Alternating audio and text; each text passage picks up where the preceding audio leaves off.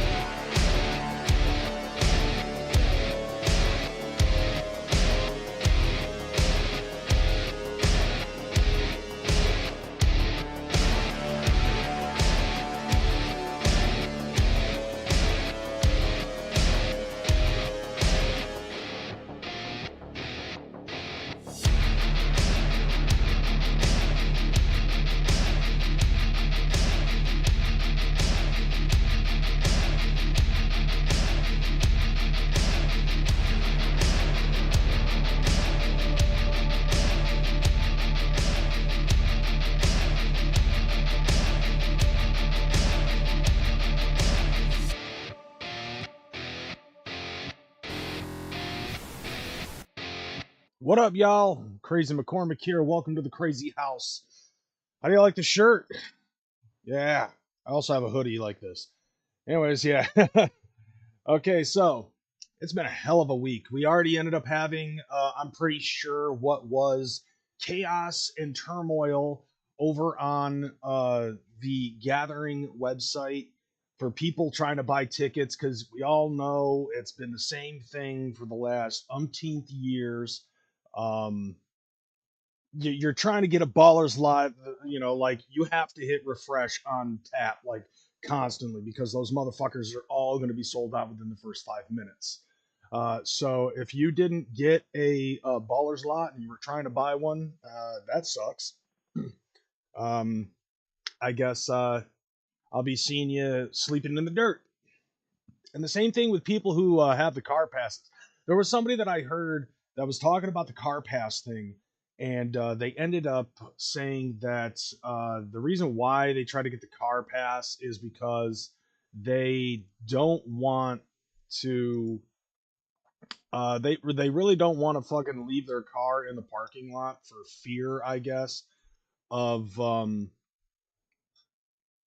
getting their shit stolen. Doesn't make sense at all when it concerns that to me. Like, dude, I drive a fucking Prius and I drove it to the gathering of the fucking Juggalos. I know I say that enough times probably, like when it's like I drive a Prius. Like I'm going to say that because that's one of the manifested goals of mine for the last 5 years or something. And I'm very proud of the fact that I was able to successfully get that car. But nevertheless, I ended up driving it all the way from Michigan the fucking uh over to the fucking gathering of the Juggalos. I left it in the fucking parking lot. Not once did any of my shit get stolen. You know what the key is, I think?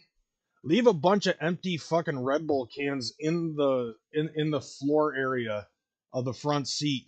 That just makes it look like you're absolute trash and you ain't got shit. There you go. Plus, I was Airbnb-ing it the entire time, uh, in which I barely even fucking made it to uh, the fucking Airbnb half the time that I was there. I was staying with people on site half the time. I think I only slept in that Airbnb like twice, maybe 3 times.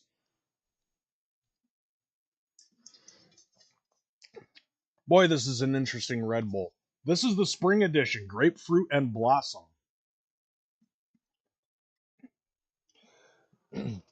Definitely doesn't taste like blossom, but the pink boy is actually much tastier. So it's been a hell of a week. For me, on a personal level, I'll let you guys know this because I don't give a fuck. Um, I don't give a fuck about saying it. And I don't give a fuck what you think. Is basically what I mean when I say that I don't give a fuck. You know. So I was at work. I ended up tweaking out my back, and it's not because of any fucking heavy lifting or anything like that. I thought that was the sea blue flavor. Oh god, no, that shit tasted like yeah. Oh, you mean the one that we were all drinking at Super Gathering Church? Hell no, like that shit tasted like Febreze.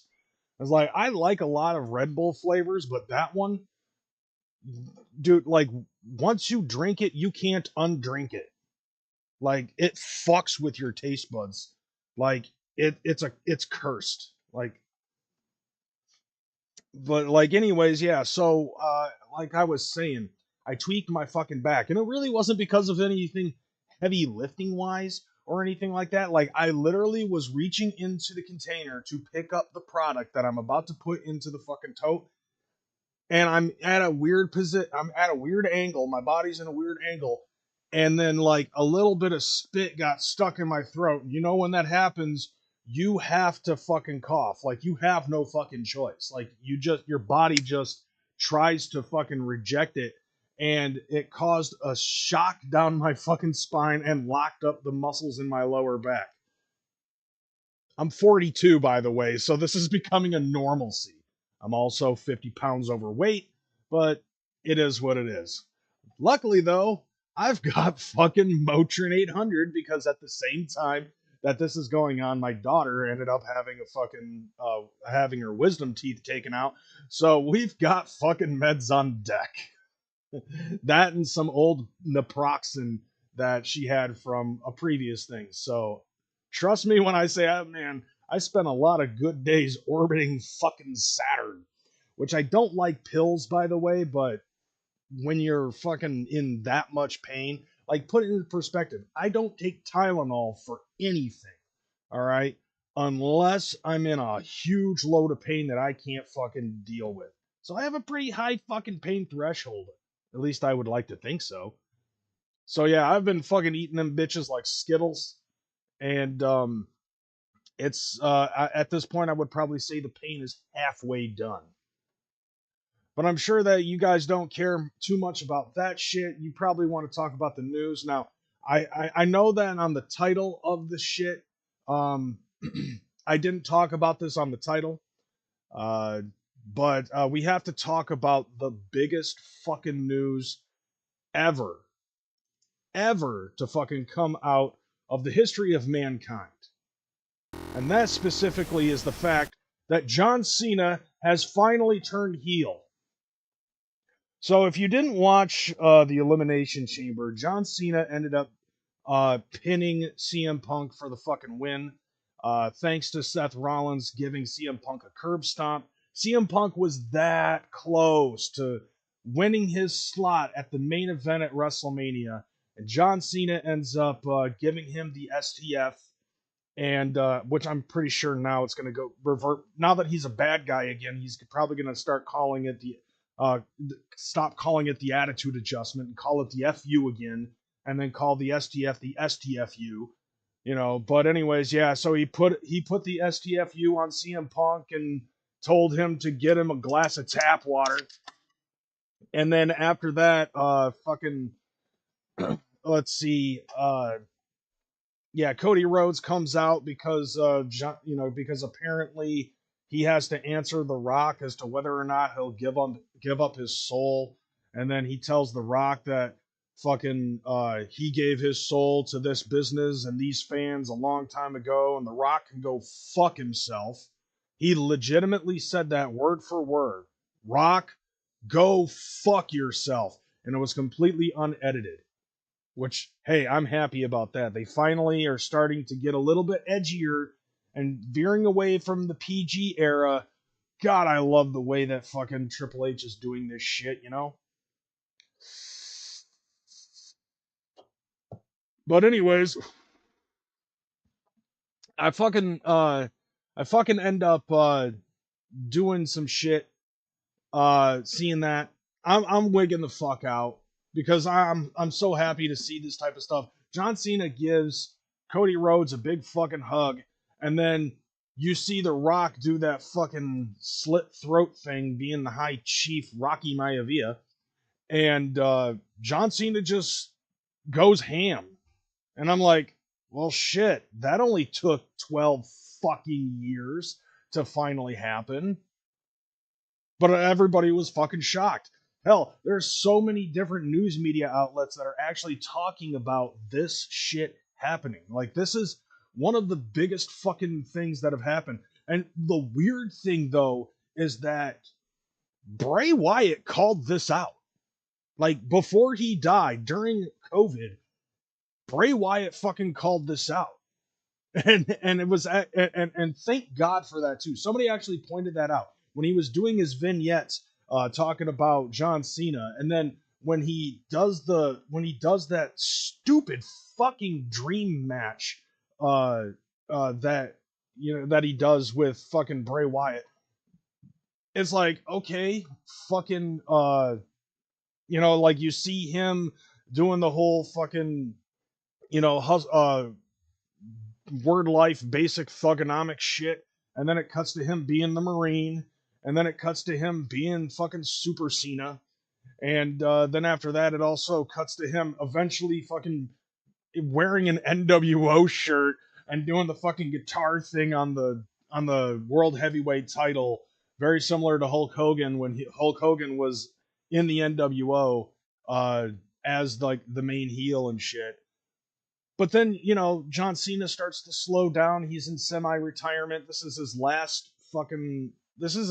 leg doing stuff in professional wrestling, and he decides that he's going to turn fucking heel because he said the same thing that Bray Wyatt said 5 years ago, where it was basically saying that he will do anything to get that 17th shit. He'll do anything to get that 17th title. Apparently, that also includes becoming a bad guy and sucking off The Rock, which is interesting because how ironic is it that the People's Champion is the one that owns the fucking primary company, the primary shareholder company TKO, which owns the UFC and WWE, and as the People's Champ, he's looking for his corporate champ, in which he was previously the corporate champ for Vince McMahon when he owned WWE as the fucking corporation, even though it was a private entity. How ironic that all of this stuff tends to fucking go full circle. Let's see. Colton Grundy says the biggest news is inbreaded burying you, Crazy, and you keep jumping on their panel. They're not burying me. I personally don't have a problem with those guys whatsoever. It's their show; they can do whatever they want. As a matter of fact, I look at it like this way: I'm friends with Stonehenge, I'm friends with Rumor, I'm friends with Zai. Like, I consider them my fucking people, so I'm a fuck with them. They can say whatever they want; it doesn't matter to me.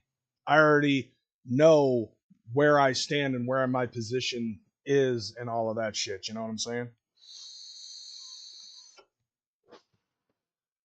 I think I've talked about that in other ways over this past week, because there was a video that I made earlier this week talking about Jug of Famousness and shit like that. And I think that it actually worked out pretty fucking well. I think I had some good points, and a lot of people tend to agree with some of the things that I said about that shit. And by the way, I just want to say, fuck Crazy McCormick. Whack as fuck. Justin Kemple with that $1.99 super chat. Do you view Cody as a sympathetic character? I mean, I do believe he has the capability to have sympathy for him, but at the same time, you know, he basically, like, they paint a lot of the good guys that are going to main event WrestleMania, and I say main event on purpose, because, like, you know, the whole overcome the odds kind of shit. It's the same song and dance that worked very well for Daniel Bryan when he won the unified WWE World Heavyweight Championship. But at the same time, it can eventually become played out if you try to use it on every single person. You know, like they held that fucking storyline for 2 years for him to complete his story, to finish his story. And the same thing goes for even now, where it's like, okay, now he's in a somewhat of a stone cold position where now he has to face the corporation as an ops, you know. But he also has that much of a baby face to be able to play the fucking sympathetic character, you know. And in reality, like, that's really the name of the game, especially with the good guy who gets screwed over by another good guy who goes heel. You know, when you know he has the, you know, he is going to placate that baby face role. But anyways, yeah. So, like, there was that thing, and that was actually due to Swill's edition with their with Swill's fucking episode talking about you know, Jug of Famousness and stuff like that, because it was all about the numbers and stuff like that. Now, I personally believe that every Juggalo out there has the opportunity, like I've had in the past and in the present, to be able to come up on here and get that money. But at the same time, it's all about whether or not you're able to handle the fucking fact that you're going to be recognized at shows, recognized at events, recognized when you panel up to different other platforms and stuff like that. Like, do you have the capability to do that shit and to remain humble and stuff like that? Some people do, most of them don't. And of course, you also have your fair share of fucking haters who pop up in your fucking chats and try to talk shit when it ain't nothing but shit. Because it's like, dude, you know the type, loud as a motorbike, but wouldn't bust a grape in a fruit fight. The only thing that's going to happen is I'm going to get to the clapping in. Okay, enough, Jay-Z. Anyways, speaking of that shit, there was some other stuff that we do need to talk about, and that is this shit. The fact that the homie Shovel, from Precious Juggalos, actually is making a thing called the Juggalo TV Guide. And this is pretty much the second version of it. So I wanted to actually go through the list of everything that is on there if you have not subscribe to any of these motherfuckers, I suggest that you do. And the reason being is because it goes part and parcel with what I was talking about with Jugga Famousness and shit like that. The main thing about it is that I personally believe that a lot of juggalos have the capability and the right, if they are doing standalone videos, if they're doing shorts, if they're fucking doing live streams and stuff like that, a lot of these motherfuckers do deserve that spot. And it's fairly difficult for a lot of juggalos in the position of doing social media. Even as a hobby, it's still nice to fucking get your shit monetized with ad revenue and get fucking get a little bit of scratch. So with that being said, if you have not already fucking subscribed to this list of ninjas, then I suggest that you fucking do so. And we're gonna go down the list of what's going on Monday to Sunday with the Juggalo TV guide. So first off, you've got from 5:30 to 6:30. It seems like a lot of these ninjas do stuff after they get out of work. You know what I'm saying? So and by the way, keep in mind these are all Eastern Standard Time, in my time zone. So we're starting off with Monday from 5:30 to 6:30. You've got Precious Juggalos with Shovel. Now, Shovel, what he does is he takes Precious Moments dolls and he juggalos them the fuck up. I discovered this guy a couple of months ago. You actually fucking saw, the algorithm knows how to keep a ninja down. But, it is what it is. I wonder if some people confuse Jugga Famous for Jugga Infamous. Oh, I'm pretty sure that it's very obvious what is considered Jugga Famous and Jugga Infamous. Like the Boy Blue, as an example. That's some infamy there. Like that's Juggalo infamy. And then, there's a couple of other people. Like that soundbite whenever somebody gives me a super chat. Like that's another infamy thing. But anyways, yeah, so for about an hour, Shovel is on Precious Juggalos, and I think it's cool because like it's old school fucking ceramic Precious Moments dolls, and he paints them and juggalos them the fuck up. I've seen stuff that he's and I covered this a couple months ago, where I showed a picture of a finished project that he had of Ouija Mac as a Precious Moments doll, and I thought that was cool. From 7 p.m. to 11 p.m. Eastern Standard Time on YouTube is Replicon Radio doing their thing. And currently, Replicon Radio, by the way, is currently doing the Replicon Awards for nominations for 2024. I'm not on the list of YouTube juggalos, but I really haven't been getting a whole lot of traction. But hey, if you want to go over there and throw your vote my way, find the YouTuber of the year and put my name in the fucking comments. Yeah, the Precious Moments dolls. That shit's dope. Okay, so the next one we've got for Monday, 8 p.m. Strange Suspicion on YouTube, starting at 8 p.m., ending whenever the fuck, I guess. Because this doesn't have an until thing. Also at 8 p.m. on YouTube is Beastmaster with Carnival Spirits. Totally fucking spelled Beastmaster incorrectly. It's BSTMSTR.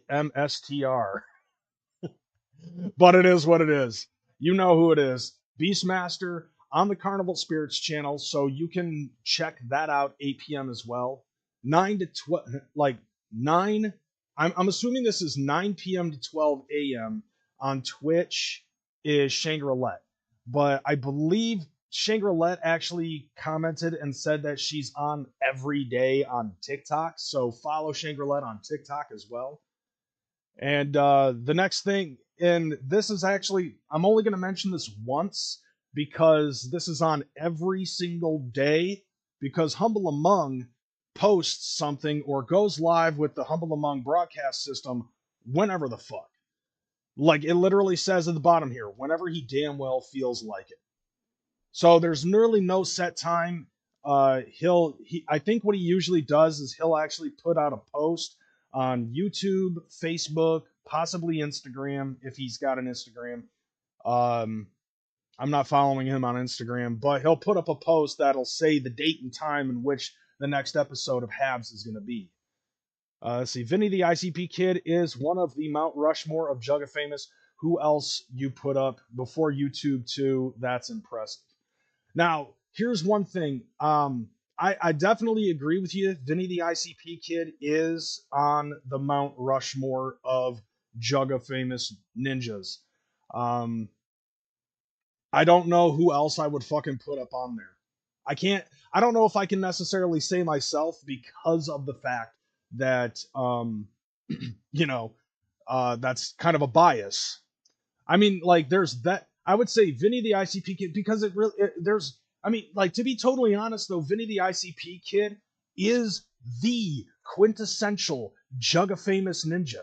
I remember, and I remember being at DCG Con after everything got fucking shut down. We're all hanging out outside. He's talking to some ninja sitting on a fucking bench outside the hotel, and most of us are fucking doing our things. Like me, Child's Play Ninja, Beastmaster, Don Chaos, fucking Scotty Two Balls, Mac and Hose, and a couple of other people were just sitting around chilling, and one by one, we would all turn our attention over to Vinny the ICP Kid as he's telling stories about his father, who had passed away, I guess, recently, or something to that effect.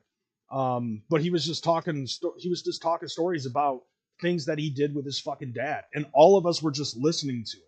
Like, we were just led to fucking listen to Vinny the ICP Kid talk about this shit. And then that's when it hit us. It was just like, this dude is the original Jugga Famous ninja. And we're all fucking just below the fucking pecking order. So in a way, Vinny the ICP Kid is a Mount Rushmore of himself, And then there's a bunch of us other people that do shit, and it's like, how do we fucking compare? Like, literally, how do we compare to Vinny the ICP Kid? It's very fucking difficult. And on top of that, you've got a lot of other categories that you've got to look into as well, like the YouTube Juggalo community, Twitch ninjas, TikTok Juggalos or Juggalettes or what have you, or social media as a whole, or rappers, There's so many different fucking variables that you have to take into consideration. And that's one of those things, too, that's problematic for me because I have ADHD and that's how I fucking think. There's like a very tough list of ninjas that you can put together as an overall package of the Juggalo famous ninjas in Mount Rushmore. Hell, there's even Juggalos that are famous for just being at the gathering, or the groups like, King B and the Kings of Status, or the Juggalo Yacht Club and shit like that. But anyways, yeah, so that's Monday. Tuesday, Precious Juggalos yet again from 5:30 to 6:30.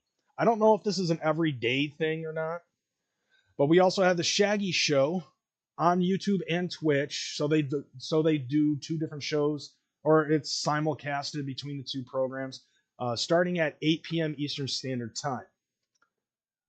From 9 to 11, and they actually still stick with this.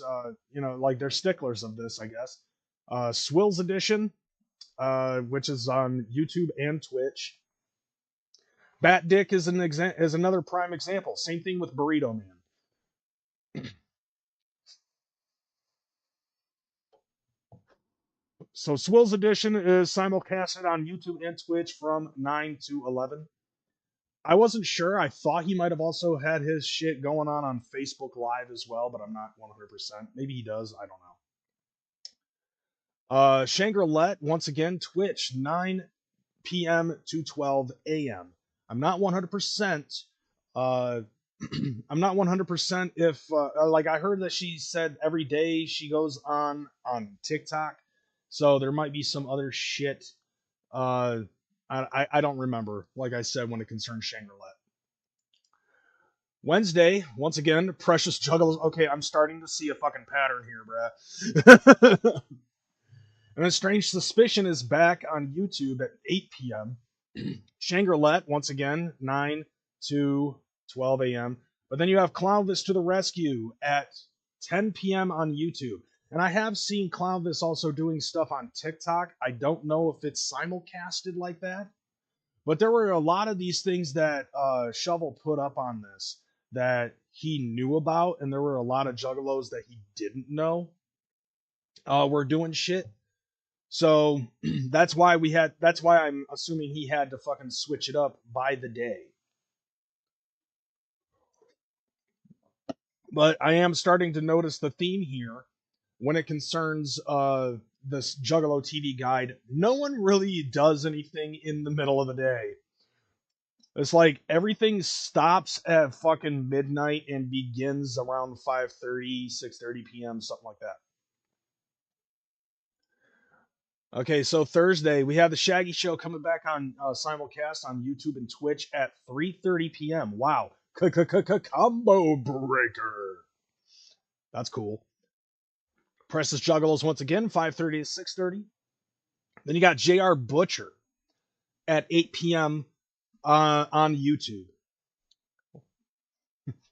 At the same time, we also have Don Chaos with the Hours of Chaos on Don Chaos's new channel at 8 p.m. Okay, Shangri-La, once again, 9 p.m. to 12 a.m. on Twitch and TikTok. Apparently, this one is the only one that's simulcasted. I don't know why this is the only one that says that it's simulcasted. Maybe they're all simulcasted. I don't know. You know what? Fuck it. Go on TikTok and on Twitch. Follow Shangri-La on both. You'll figure it out. Friday, this looks like it's the biggest one. So this is going to be the toughest shit, I think. Once again, Precious Juggalos, 5:30 to 8:30. Dragon Slayer, shut your goddamn mouth. I disagree with that wholeheartedly. Anyways, yeah, Underground Wicked Radio on YouTube at 8 p.m. JR Butcher also at 8 p.m. Swills Edition on both YouTube and Twitch, 9 to 11 p.m. Shangri-La on Twitch, which I'm assuming it's actually on TikTok, 9 p.m. to 12 a.m. But then Friday, you've got the Thuggalo Show at 10 p.m. and on YouTube, and Gloom Unit TV on Twitch also at 10 p.m. So not only do you have competing people on competing websites, but also competing times. You know what? Have it so it's like on one screen you've got the Thuggalo Show, and the other screen you've got Gloom Unit. Give both of these fucking ninjas some love. God damn it. Next one we got Saturday. This is the laziest fucking day of the week. And Underground Wicked Radio on YouTube, 8 p.m. Eastern Standard Time. Like I said, all of these are Eastern Standard Time. So, if it's, 8 p.m., 8 p.m. 7 Central, 5 Pacific. Something like that.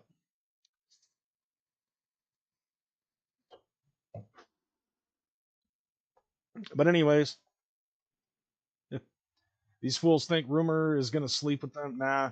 But I do find her pretty fucking attractive, nevertheless. But anyways, yeah, so Bobby and Chaz show on YouTube at 8 p.m. So there is that shit. I don't know who those guys are, but I'm gonna have to fucking Google that and or do a YouTube search and see if I can find these guys. I'd like to see what that channel is and what they're about. Then you've got Team MUJ for the Midwest United Juggalos. Every other Saturday at 8 p.m. on YouTube. Bobby Blaze doing his damn thing. I actually met him at DCG Con. He was spinning the wheels of steel on the main stage during events and shit like that. It was actually pretty fucking dope. I thought it was cool. And he knew who I was. I had to remind him, I'm Crazy McCormick. He goes, oh yeah, I've heard of you. So I don't know if that's good or bad. Hopefully fucking good. It is what it is. But then Sunday is the last one. All right, so 2 p.m. You've got Don Chaos's Clown Lounge at 2 p.m. Eastern Standard Time on YouTube. Deck One Dealt doing the damn thing, which if you weren't already watching Deck One Dealt, they start at 6:30 on YouTube. JR Butcher, 8 p.m. on YouTube. Beastmaster comes back on Carnival Spirits on YouTube. And I believe, once again, I believe that's simulcasted on the Beastmaster channel and on Carnival Spirits at the same time. And I believe Don Chaos also does his stuff on both his own channel and on Carnival Spirits. But I'm telling you this right now, a lot of these ninjas are not hitting the 500 or 1,000 subscriber count. You might want to check that and do the damn thing. Follow them. You know what? Just follow them. But anyways, yeah, so also at the same time, you've got 3 shows at the exact same fucking time doing this shit at 8 p.m. Eastern Standard Time. Undergroundaholics, also on YouTube, 8 p.m. Eastern Standard Time.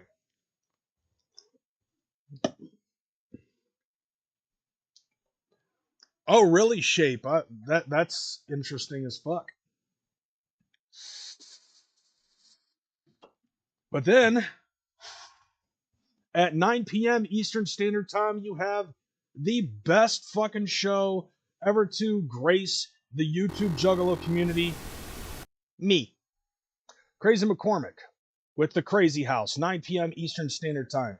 Now, this is something that I did not fucking put up on there when it concerned the shit that fucking Shovel was talking about. I also do stuff on Twitch, usually every night after I get home from work. So Monday to Friday, it usually starts somewhere around 11 to 12 p.m. and I'm usually on until about 3 in the fucking morning. And currently I'm playing Dragon Quest 6, and it has been insane watching all of the fucking super chats that have been coming my way. Well, you know, bit cheers is what they call it on fucking Twitch. But I've been seeing a high, insane amount of people fighting over the alerts and trying to get the stream boss. I made $96 in a night this week. So yeah, so far I've made about 150, almost $150 this month so far, and it's only the 9th. So I've been having fun doing that shit, and I'm playing a fucking game that has like 0 fucking direction whatsoever. Okay, that's the wrong thing. I don't want to be there. That's better. So yeah, that's the list, and like I said, you know, follow every single one of these motherfuckers on all their social media platforms. Let's try to do the right thing as juggalos and help these dudes. It's like, if you're not already subscribed to them on YouTube or following them on Twitch or TikTok, do it. Because every single one of you guys who fucking subscribe to these channels or follow these channels on Twitch and TikTok, the closer it's going to help them get to the shit that they're trying to fucking do. And like I said in my video that I put out there last week, I understand the whole thing with Jugga famousness and stuff like that, because I've been known in the community. I want to say that people started recognizing me since like 2010 or 2012, somewhere in that fucking area. And so I want to see how many of these ninjas could actually get on that level. I want to see a lot. And by the way, I just want to say, fuck Crazy McCormick. Whack as fuck. Lost Warrior X with that $10 super chat saying, I have been out of the loop for years. How is CPN? I honestly don't know. CPN, to be totally honest, is off grid. There was some issues that ended up fucking going down. And he's basically in Arizona. He's not allowed to do anything on social media. And I don't know if he's coming back. Some people say that he might come back. Some other people say that he won't. I really couldn't tell you. I'd like to hope so, but in the meantime, I guess when it concerns like the original YouTube Juggalo community members, I would probably say, if anything, I'm the one at the helm. Especially since everybody keeps on fucking asking me personally about fucking whether or not CPN's fucking coming back. Everybody wants to know, and everybody has to ask me, and I'm like, I can't really fucking say anything. It's not, and I'll be honest with you, it's not that I don't know, it's just that I can't fucking say anything. Like, because I don't want to get the homeboy in trouble. Have you played any of the Juggalo created levels on Mario Maker? No, I have not. It's actually been a very long time since I've gotten into Super Mario Maker. I eventually will get into Super Mario Maker. But right now I'm doing something different. What up, Don? Like currently on my Twitch channel, I'm playing all of my games from the least value. And by the way, I just want to say fuck Crazy McCormick. Whack as fuck. The Lost Warrior with that $2 super chat saying free Kumsky XD. Rar XD. Why did I just fucking go emo there for a split second? Yes, I agree. Free Kunsky. Kunsky got fucking kidnapped by a psychopath, and I hope that he is still alive. Prayers for fucking Kunsky. Trash cans and fucking raccoon emojis in the chat for Kunsky. But anyways, yeah, so like on Twitch right now, I'm playing video games from the lowest valued game to the most valued game. So I started off with a game that was at the time valued at $1.65, and now I have to work my way up from that to a video game that's worth about $2,200 fucking dollars. I am a fucking nutbag when it concerns the fucking video game collection that I have. But somewhere in between there is Super Mario Maker, so I'll get to it eventually. I mean, I got like over 1,000 games that I gotta fucking play, and I've only beaten one so far. But that was because it was Final Fantasy V. It took me a month to play, and I'm playing Dragon Quest VI right now. It's gonna take me another month to fucking play. Because I don't play for very long. I only play for like 2, 3, 4 hours a night. But nevertheless, it's always a fun time. And you know, almost as much as it is when it concerns here. Oh yeah. I see you talk about the fucking Kool-Aid man. But yeah, that was one of the major fucking things that I wanted to talk about was the Juggalo TV guide. I'm not sure if Don Chaos has the pictures available on his posts. I'll probably also put them in my post so that way ninjas can know what the list is and everything. And I implore you people, every single person that I mentioned on this, search for them on YouTube, on Twitch, on TikTok, Instagram, Facebook, Twitter, X, whatever. Find these motherfuckers, give them a follow. I want to get as many people on the monetization train as I possibly can and work them up because damn it, that's how it's fucking done. That's how it is done for the Juggalo community to pay it fucking forward because we actually should be elevating each other rather than going in random fucking chats that you don't like the fucking content creator of and start talking shit about the content creator and their constituents. Speaking of constituents, I gotta talk about this. So this has been a fucking crazy week in politics, and the Democratic Party has been losing their fucking mind. As you probably have been anticipating with what I wrote on the topic of this episode.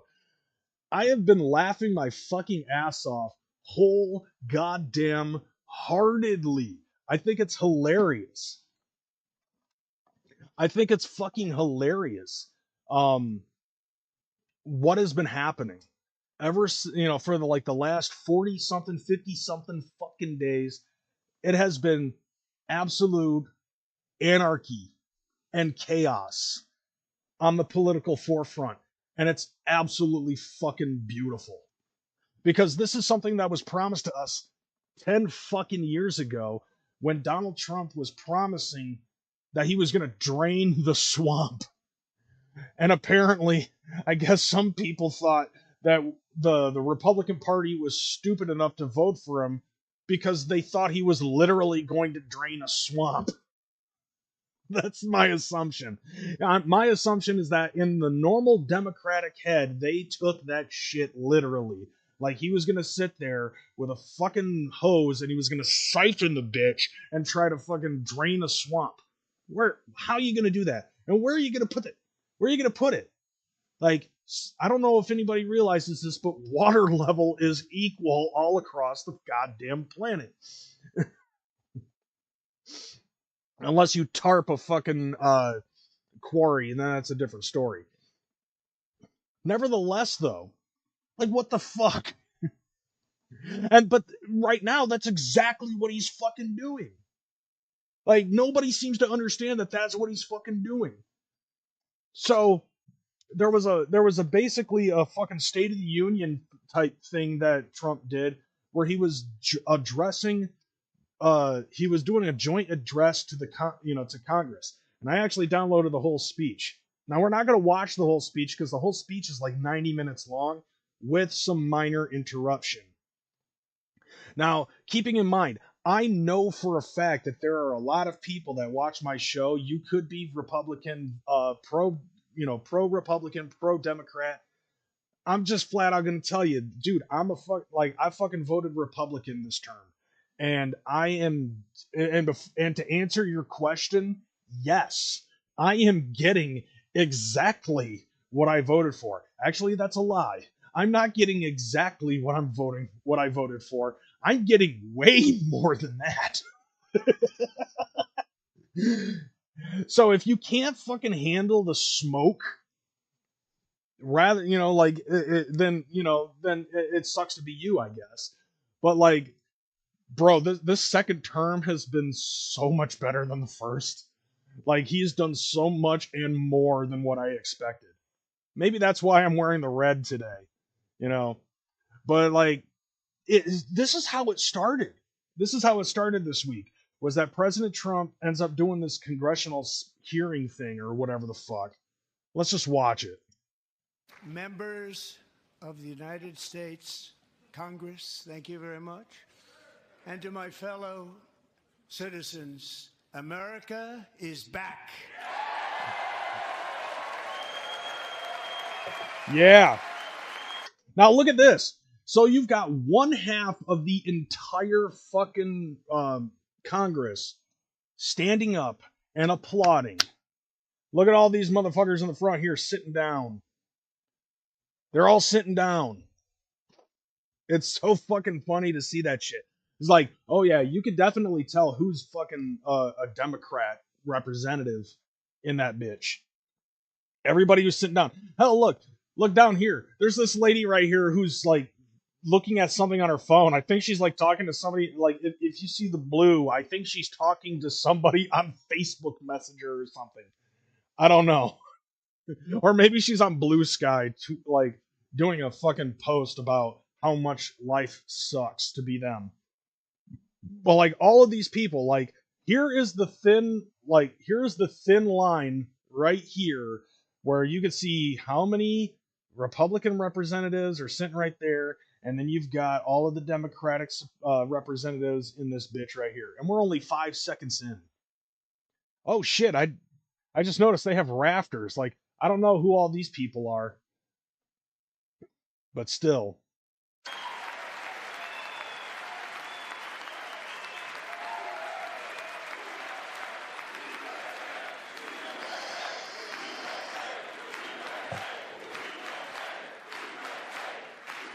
Oh, USA! USA! Congress, thank you very much. Oh, citizens, America is back. Right there. Right here would have been fine for Hacksaw Jim Duggan to come into the crowd.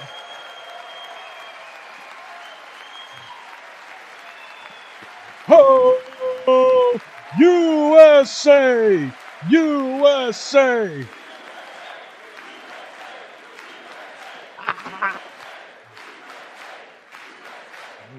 Yeah. Like, basically, by the way, spoiler alert, like, almost everything that he says, every fucking Republican stands up to cheer it. Everything.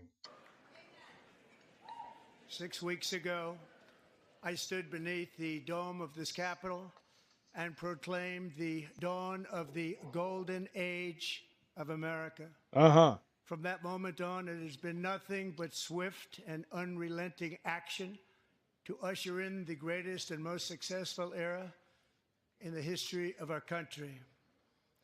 We have accomplished more in 43 days than most administrations accomplished in 4 years or 8 years, and we are just getting started. Yeah, that's another, that's the thing. Like, a lot of people have been saying, like, he's been a workhorse since he got into office. He's been doing executive order after executive order. He has done more. I don't know if it's statistical proof or not, but just look from the outlook of it, it really feels like he has been doing more in that office in the last 40 some days than fucking than Biden did in his entire fucking term. And by the way, if you take a look back here at Guyliner, JD Vance, he is reading the whole room. Like, he is on post, looking around, trying to see if there's anybody that might be sus. Because, like, here we have our fucking leader of the country in the fucking forefront. Like, that man's got his fucking six, 100%.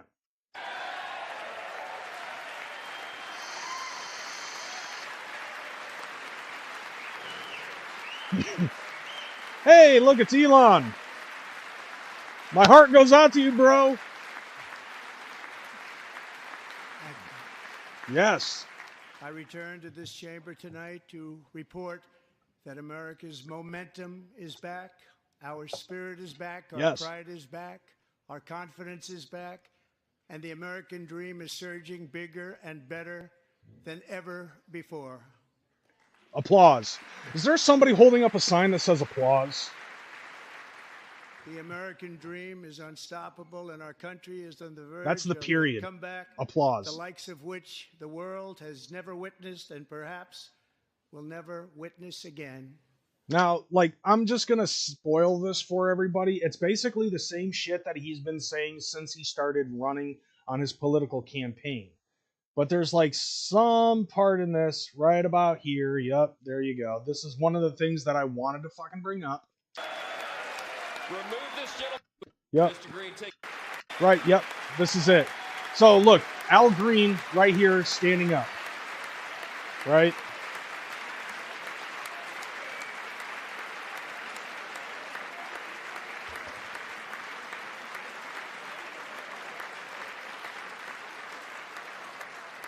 Mr. Green, take your seat. Take your seat, sir. Yep. Take your seat. Yeah, he's just going to sit there and wave a cane at these guys. Finding that members continue to engage in willful and concerted disruption of proper decorum, the chair now directs the Sergeant-at-Arms to restore order. Yep. Remove this gentleman from the chamber. Yeah. So this guy right here is obviously fucking saying, yeah, the Al Green, yeah, he fucked up. But so, like, what the Democratic Texas representative of Texas, Al Green here did was, like, Trump was talking about some of the things that he had done as executive orders, and it's like all of the things that he is mandating. Al Green gets up and he starts waving his stick at Trump, saying you do not have the right to mandate Medicare and Medicaid or whatever the fuck, because apparently there's this thing that's going around that he's trying to get rid of Medicare and Medicaid and Social Security. And it's like, no, I'm pretty sure that Trump fucking knows that you're not going to be able to get rid of that shit, because there are a lot of people who do fucking need it. Like, people who physically aren't capable to work, are going to need Medicare and Medicaid and Social Security. The people in this country who are retiring also need Social Security. But here's the fucking capper. Why is it that he thinks that this is going to fucking happen? Because we're running out of fucking money on Social Security? I don't know if you realize, but you have like 50 bajillion different fucking pet projects in different parts of the of government that aren't going anywhere. Most of them are fucking, like, there are people who are putting money into research and shit like that, that the money's not being used what it's for. If anything, it's basically a fucking slush fund, to put it point blank. And Social Security has become one of those things. If things did not continue to, if things did continue to go the way that they were going, and this was being said before Trump took office, if things were to continue going the way that they are going with Social Security, we'd be running out of Social Security money within the next few fucking years. Social Security was designed for people who are going to be on the fucking retirement. And it's not just the boomers. What about Gen X? They're on the fucking, they're on the fucking chopping block for that shit. Like there's a lot of people in Gen X that are going to be fucking retiring soon. What about my generation, our generation, the millennials? What about the Gen Zs? What about Gen Alpha? These are things that a lot of people have to fucking take into consideration, but there is not enough money flowing into Social Security that's actually going to help even the boomers. We're running out of fucking Social Security money. All right, and eventually the well is going to run dry unless something drastic happens that actually helps bring in more money into the government, so that way they can have that Social Security. It's not Donald Trump that's trying to fucking mandate the end of Social Security or Medicare or Medicaid. It's just that with all of these different side projects that's been going into the USAID or the CIA, the FBI, the ATF, the fucking Department of Education, all of these other things that the Department of Government Efficiency has been auditing and finding all of these discrepancies and finding all of these different things that fucking, like money is getting put into different researches, but nothing is coming about it. It's like, how much money was spent in government funding to for that whole fucking the thing about the EV charging stations for fully electric vehicles? How much was put into that to have charging stations put in all across the fucking country? How much money? I would say a few billion, right? How many were made? Like 37. It's about the equivalent of each charging station was worth like $200 million for 37 fucking EV charging stations all across the goddamn planet. Gen X just the right. I mean, at this point, it's kind of like, from what I hear, the asteroid has a 5% chance of hitting the planet in 2 years. So we have 2 years to figure out how to get to and fucking fully colonize Mars before that asteroid fucking hits us. And then after that, we have to fucking, like according to what happened on Total Recall, we have to figure out how to fucking melt the core of Mars so that way the planet can become breathable and habitable without having to live in bubbles all over the fucking planet. Plus, they also have to have a better ozone layer so that way water and air does not escape the ozone layer out into the fucking planet. That's something that a lot of people don't fucking know about that as well. The reason why it looks like there were rivers and stuff like that, like there was oxygen on Mars, but because of how thin the ozone layer was, I don't know, maybe the Martians ended up fucking, doing the same thing that we're doing with polluting the planet and burning a hole in the fucking ozone layer and all that other shit. Maybe that's the reason why air ended up escaping and water would basically evaporate and then go out into outer space, and then there was no fucking breathable air, no water, nothing oxygenated, everything, even the dirt got rusty and it suffocated the entire planet and everybody died. And we're on that same boat, but we need to figure out how to fucking reinvigorate the ozone layer of Mars so that way we could actually make Mars livable and breathable and fucking drinkable and all that other shit. But anyways, yeah, so like this is what happened. So because of Al Green constantly fucking interrupting Trump's speech, he was given a warning by the Speaker of the House, Mike Johnson. Mike Johnson told him to shut the fuck up or he was going to be ejected. And then he wouldn't shut the fuck up. He kept on screaming and waving his cane at Donald Trump saying, "You do not have the right to fucking, try to mandate Medicaid and Medicare." And it's like, no, dude, that's not what he's fucking doing, you stupid fuck. I don't know if you realize this, but unlike your leader, our leader is actually being a little bit more transparent. And by a little, I mean just a fucking smidge. You know what I'm saying?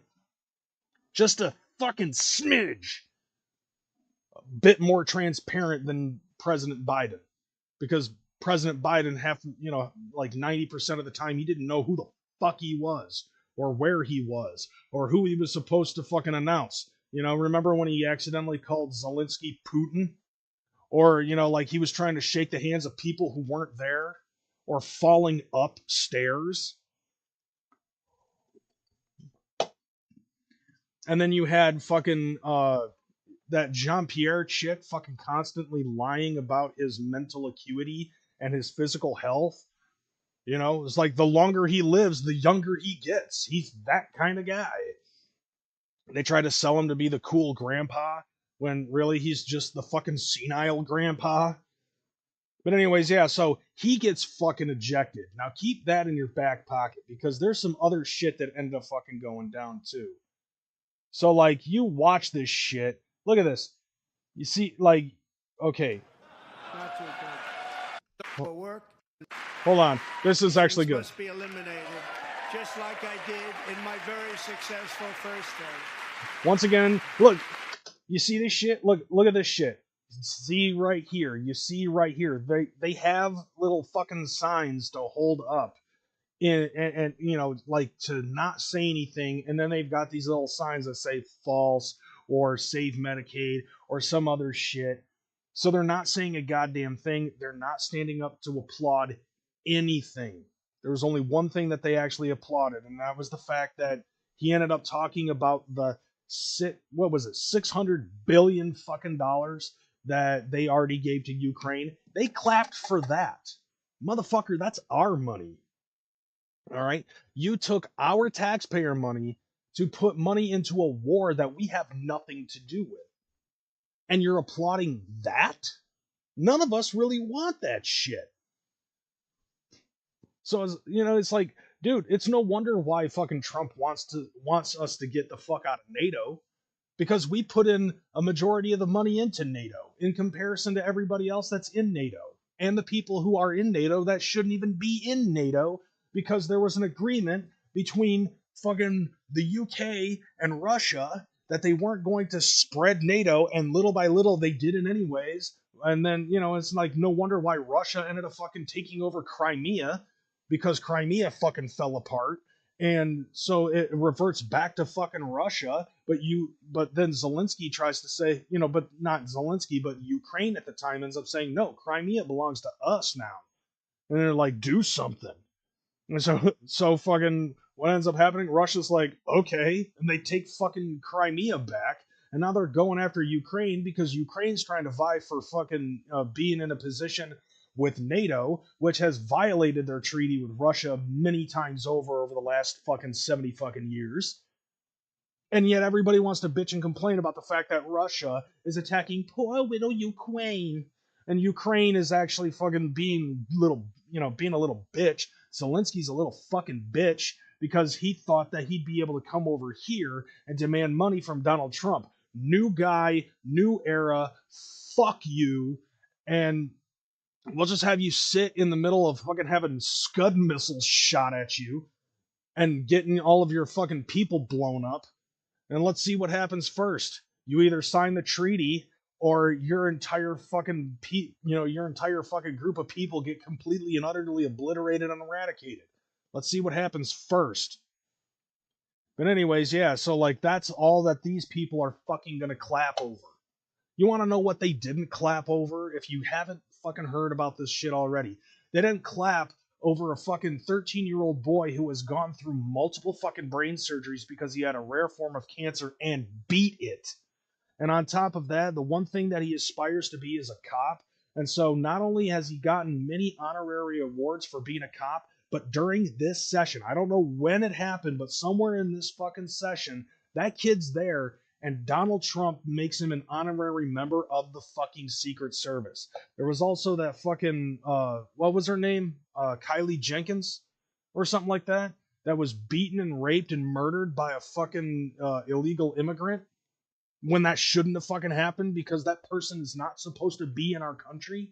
And so they didn't clap about that. They didn't clap about the family, the surviving family or anything like that. Like, the Republican people who are already standing in the still shot have actually fucking shown their respect to those two different people. What was the spin on the fucking kid, though? Oh, because he had cancer and the fact that he was he's black. So they wanted to try to throw the minority card, which is something that the Democrats always tend to fucking do. Trying to be like, oh yeah, he tried to prop up this kid because he's a cancer patient and he's black. No. Maybe because he's a fucking cancer patient that beat fucking cancer, that's something that deserves a fucking Warrior Award in the WWE Hall of Fame. Okay? That should be the next thing that fucking kid gets, is a Warrior Award at the WWE Hall of Fame next month. The other thing too is like they didn't want to fucking applaud the surviving people because there was an act named after Kylie Jenkins because of what happened to her, and they did not want to applaud it. And there was like so many other things that they didn't applaud, and that was the only thing that they applauded that was bad, and they applauded it. Everything else that Trump said I felt was actually pretty good. Like I said, not only did I get what I fucking voted for, but I'm also getting more than what I fucking voted for. And like, all of these people who are in standing ovation right now, they see that shit. I don't know if these Bond villains or and there's actually one chick who looks like a goddamn Scooby-Doo villain. What was it? Rosa DeLaRucco or whatever the fuck? She literally looks like a Scooby-Doo villain. Like, there's a still shot of her standing there sulking, staring at Donald Trump, and she has this look on her face that literally says, "And if it wasn't for you snooping kids, I could have gotten away with it." Like, and I could have gotten away with it too, had it not been for you snooping kids, Elon Musk and Vivek Ramaswamy and Donald Trump. Oh yeah, here's the other thing that they didn't fucking clap about. The fact that they ended up finding out about the whole thing with Social Security, that there are numbers of fucking people who apparently are somewhere between the ages of 121 to 365 years of age that are still getting Social Security. And they want to try to say that that's a bullshit lie. No, you can actually look that shit up. You know what I think? Those are the fucking people who voted for Joe Biden in 2020. Those are the ones who voted in Joe Biden. So once again, Trump was right that it was fucking staged.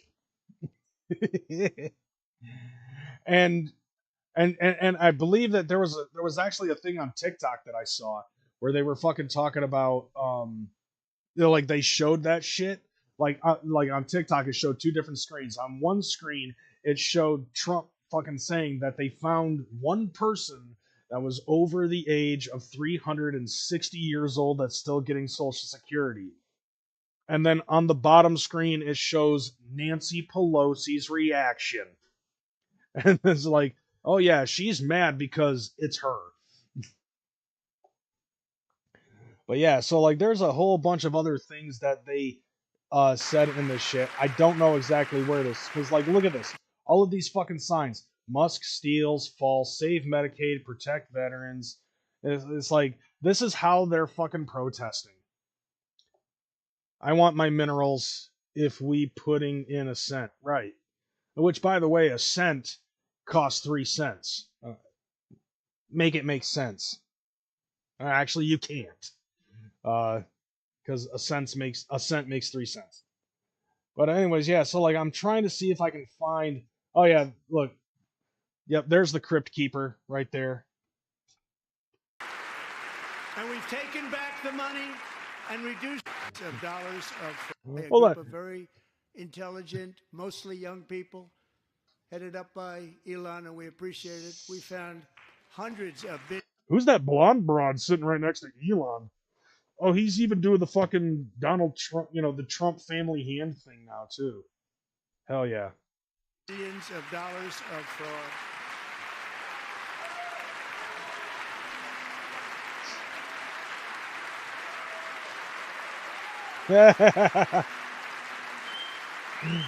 Look at these old. And we've taken back the money and reduced our debt to fight inflation and other things. Yeah. Taking back a lot of that money. We got it just in time. This is just the beginning. The Government Accountability Office, a federal government office, has estimated annual fraud of over $500 billion in our nation. Holy shit. And we are working very hard to stop it. We're going to. Which is a good thing, because like the more money that they find that's fraudulent, the better.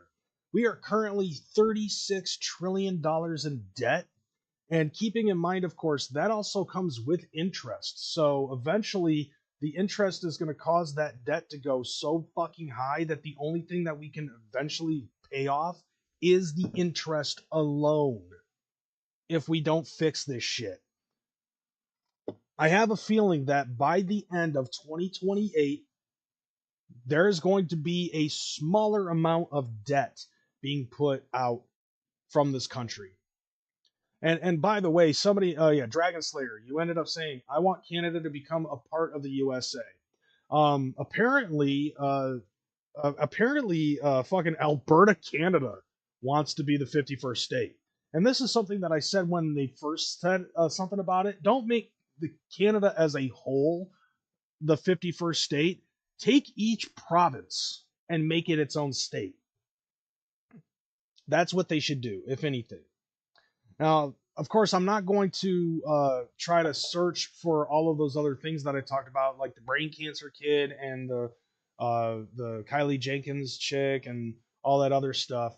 But I wanted to actually point out the whole thing with Al Green. So Al Green, like I said, before, like you saw him get escorted out of the fucking speech.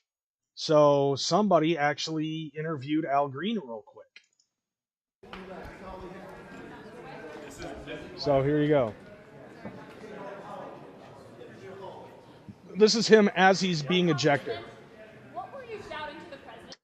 Look at him walking all normal, like he doesn't need that fucking cane. Like that cane is literally a fucking prop. Like this motherfucker thinks he's, delicate Representative Dolomite. Sir?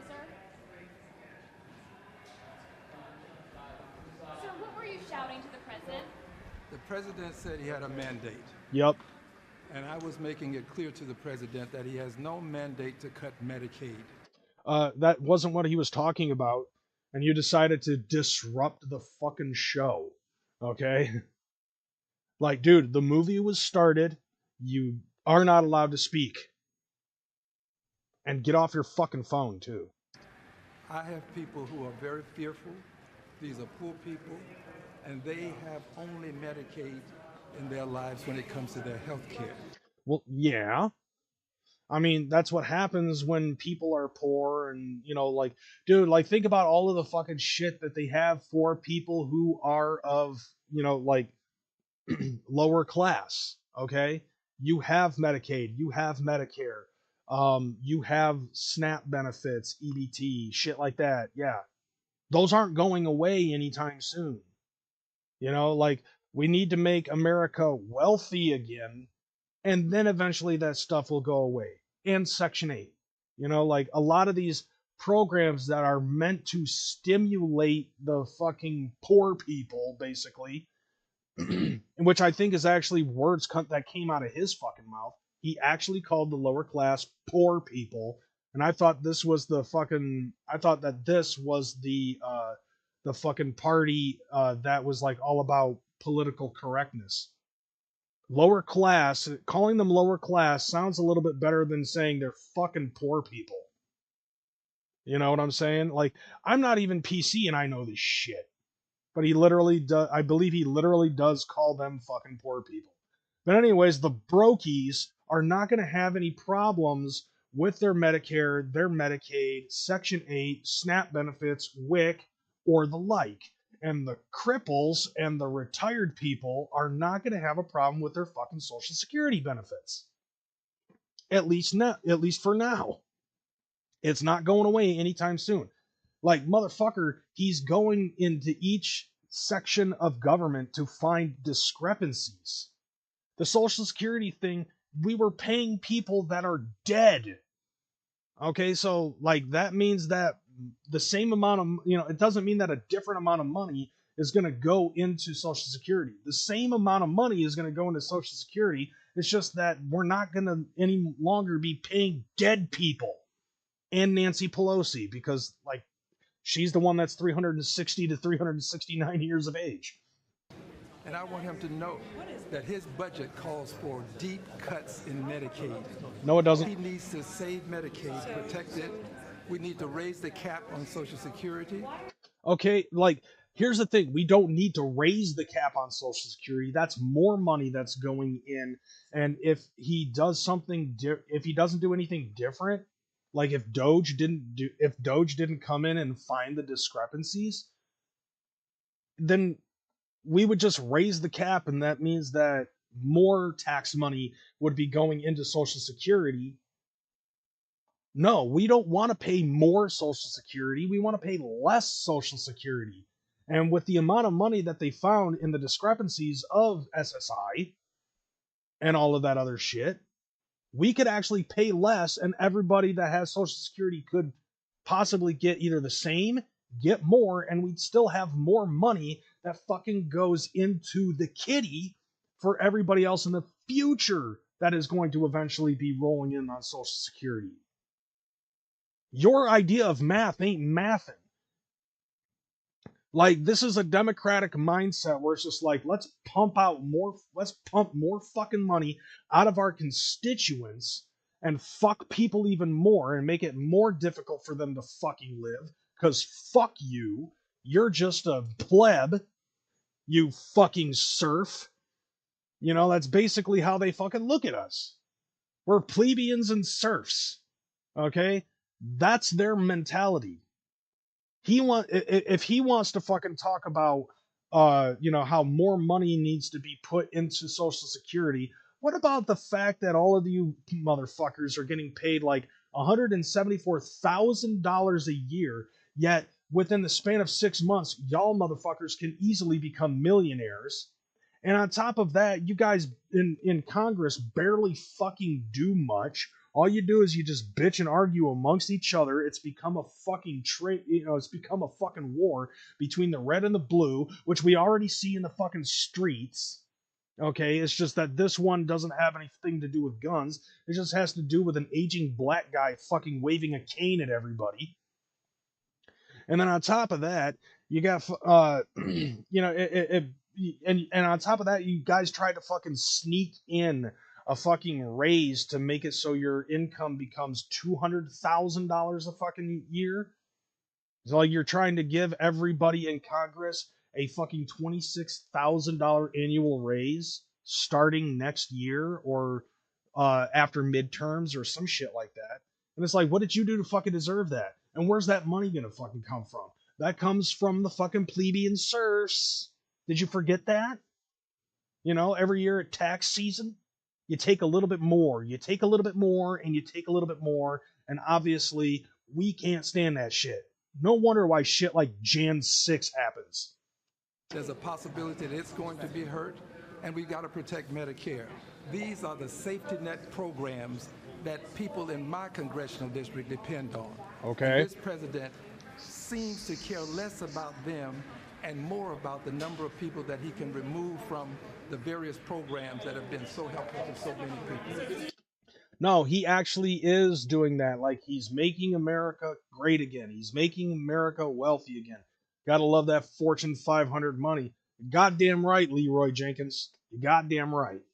And by the way, like, there's a lot of people, which I find it funny. Pocahontas fucking ended up saying some bullshit about how, all Trump cares about is himself and his billionaire friends. Notice how they never fucking say millionaires, because how many people in Congress, how many people in the Senate aren't fucking millionaires? How many governors aren't fucking millionaires at this point?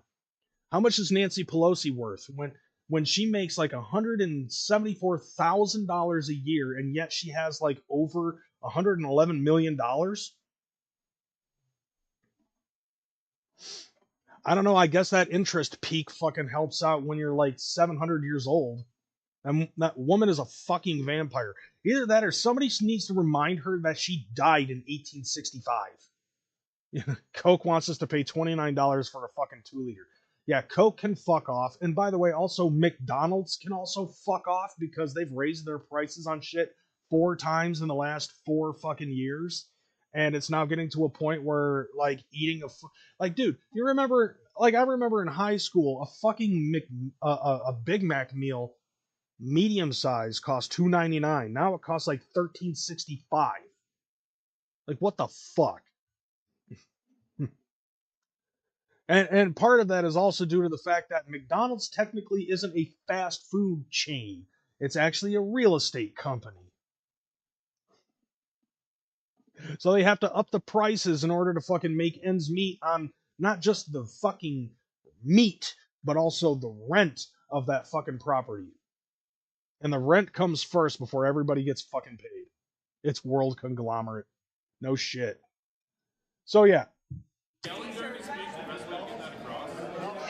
is the best way to get it across to a person who uses his incivility against our civility. He is a person who has consistently been used incivility against civility. What the fuck is he talking about? What the fucking word salad did he just say? Like, he was saying something about incivility against his civility or something. Like, my brain hurts. Okay? Like, look, I'm not the smartest man in the world, but, like, there are certain things that I just hear, and I'm like, what the fuck did you just say? Like, please, for the love of God, return to normalcy. And this wasn't it, by the way. Like, and notice how fucking at peace he is when he's on the news and he's being interviewed talking about what he said in the Congress Hall, right? Meanwhile, he was in the Congress Hall screaming at Trump, waving his fucking cane at him, trying to get his attention, and being a fucking man baby over this Medicaid, Medicare fucking bullshit. That is an obvious fucking bullshit ass lie, and yet they just want to fucking spread it. It's funny to me because, you know, the fucking way that certain people do their shit is basically like, oh, is if we're able to say the same thing over and over and over and over and over again, even if it's a fucking lie, people will eventually believe it as truth, which is true. And that's exactly what the Democrats have been fucking doing. They've been withholding information and spewing out lies about Trump for the last fucking 10 years to a point where they no longer know that it's a lie anymore. They actually believe that Trump is fucking corrupt, which is stupid to me because he's more transparent in the shit that he's fucking doing than Trump ever was. Or not Trump, but Biden. You know, like, Trump is more transparent. Let me re-say that. Trump is more transparent about the shit he's fucking doing than Biden ever was. So this happened right after he got kicked out. After the congressional, after that fucking Congress speech, this fucking happened. More people got fucking interviewed. After President Trump's address to Congress, I decided, let's just keep Johnny here. So I sent him to the Capitol, peacefully and patriotically, of course, and made him talk to Democrats. Jesse fucking Flyers, bro. Oh shit, it's Pocahontas. Wait for it. How's it going? Johnny from Fox. What could Donald Trump do that make you clap? Thank you very much. What could Dude, did you see that? As soon as he said who he was like, I'm Johnny from Fox. And she just tried to get her hand off of his hand as fast as humanly possible. Wait, let's see that again. Right here. Senator, how's it going? Johnny from Fox. What could Donald Trump do that make you clap? Thank you very much. What could Donald Trump do that will make you clap? I did clap when he said that the United States had supported Ukraine. No, he said that the United States gave Ukraine like $500-600 billion fucking dollars. And everything that I fucking explained about all of that shit shows that the entire time giving them money was bullshit. Why the fuck would we give that money to a country that isn't even a part of fucking NATO and can't even be a part of fucking NATO? As far as I'm concerned, they should just be on their own. And Zelensky shouldn't have been a fucking prick and greedy. And like it's very obvious that like you could just tell that this dude wants the war to continue as much as he can. And the reason why I think is because he is in his 5th year of his 4-year term, and because of the war, his shit's been under martial law. Like Ukraine has been under martial law. So as long as Ukraine is under martial law, he has to remain the fucking leader of that country. So as long as he's able to stay in, as long as martial law is going, he's staying in power. And the longer that he's in power, the bigger his dick gets. Something, I don't know how it fucking works. But he doesn't want to fucking leave the position that he's in. Once the war is over and peace has been achieved between Ukraine and Russia, he's out the door. And he's gonna have to fucking step down, and they're gonna have to find a new leader. One that's gonna have to fix his fucking messes. And given them lots of. Well, why not for Laken Riley's mom? How was that speech last night? Oh, Laken Riley, that's her name, not Kylie. Kylie Jenkins. That's who I was thinking of the entire time, Laken Riley. Thank you. Thank you, Pocahontas, for clearing that up. Now, John Fetterman, this dude, I love the cut of his jib. The dude wears fucking basketball shorts and a fucking hoodie.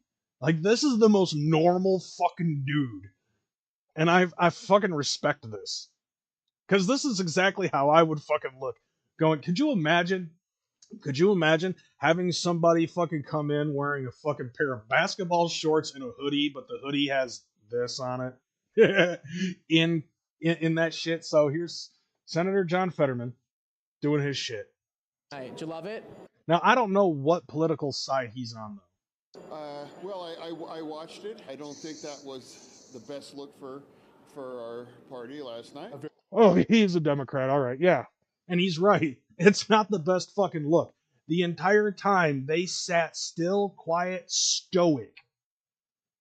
Until he mentioned something about Ukraine. Everybody was basically just like, what, Ukraine? Ukraine? Ukraine? Everybody back to the mat.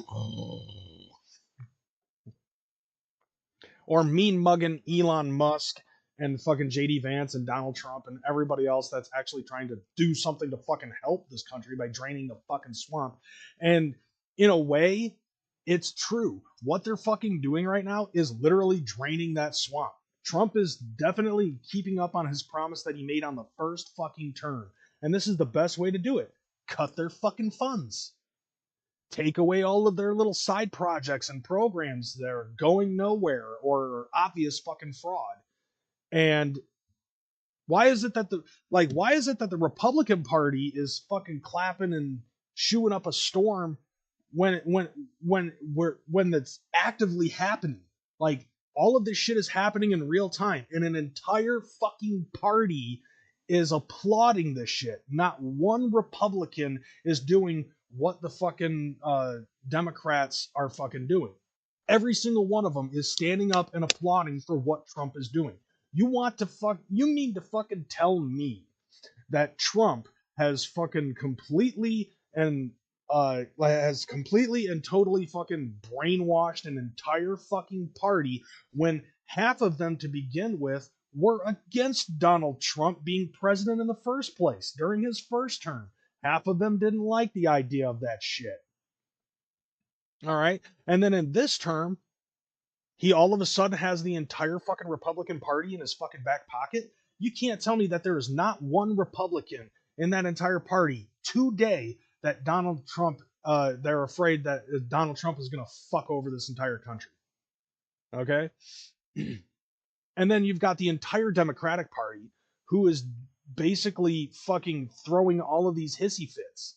You know, it goes back to what I've been saying. Every time I fucking talk about politics on this show, it always goes to say that the ones who are bitching the loudest are the ones that have something to hide. And the Democratic Party is bitching this entire fucking time. And it's only been like 40, to 50 days. It has been a little bit less than 50 days since Trump was inaugurated and put into the White House. And all of this shit's fucking going down. I'm hoping that he's able to keep this going for the next 4 fucking years until the day he has to leave office. Very disappointing. So you didn't stand up for anything? The president got before the American people, didn't talk about how he could drive down grocery prices. He did that during his fucking campaign. Remember? He was like, everything starts with energy. We're going to drill, baby, drill in the Gulf of Mexico. I mean, the Gulf of America now. It's the Gulf of America. I renamed it. It represents all of America. It's beautiful. It's wonderful. Mexico has to deal with it, and so does Colombia. You know, but like he ended up saying that this is what we're gonna do. We're gonna refill the reserves, the oil reserves that we fucking have, and we're gonna fucking drill the shit out of shit. We're gonna be working on trying to create, on creating more energy to make gas go down, and with less gas means everything else is gonna fucking start winding down. Like that's how he was fucking picked. Thank you. That's how he was explaining this shit. And not once did he have to mention China when he was explaining all of this shit. But the fact is like, that's what he was fucking... The entire fucking campaign.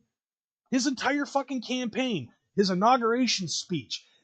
Every day he's fucking talking about what he's going to do. What his plan is. And the one day that he doesn't explain this shit, you end up trying to say he didn't talk about what he was going to do to bring down the price of eggs. How about this? I'm going to tell you this right now. With everything that I'm seeing right now and everything that I'm broadcasting on this show, fuck eggs. Fuck the price of eggs. Let eggs be $10 an egg at this point. I don't give a fuck. Okay? Make it so it's $144 a fucking carton of eggs. As long as we're able to do some of the other shit like drain the swamp and drill baby drill and drive the Democratic Party into absolute fucking lunacy, which they're already at right now, and I'm having fun watching every single second of it in real time. This is proof in the pudding. But like I said, he already discussed how he's going to do it. We need to bring back the amount of fucking oil that we have in the oil reserves. We need to start evening out the fucking tariffs that we have with the other countries, because Canada, Mexico, China, and a whole bunch of other countries that we run tariffs with, that we run trade with, we're getting fucked on tariffs. You ever notice this shit? You know why we're the richest nation in this fucking, why we are considered the richest nation in the world? Is because we're getting overpriced on literally everything that we trade with. These motherfuckers have a 265% tariff, like Canada, 265% tariff on milk. Okay? A very high fucking percentage tariff on lumber and a whole bunch of other shit. We're paying very insanely high fucking tariffs. And the reason why so many companies like the automotive industry ends up outsourcing to different countries is because they figured out that it's a lot cheaper to fucking have it outsourced to different countries, like to start building factories in different companies and having it brought over here, and then they're fine with paying the fucking tariff because it's a lot cheaper than fucking trading with these countries.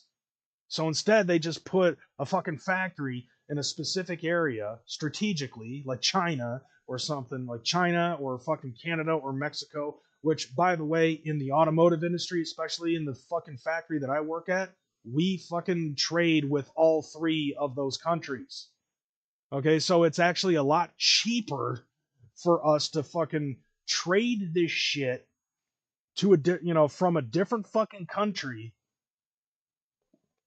And then, rather than having to fucking deal with the tariffs that we have to fucking pay in order to give them to these countries. That's how things have been doing in the automotive industry, where all of the cars are being manufactured, completed in different countries, and then they're brought back here.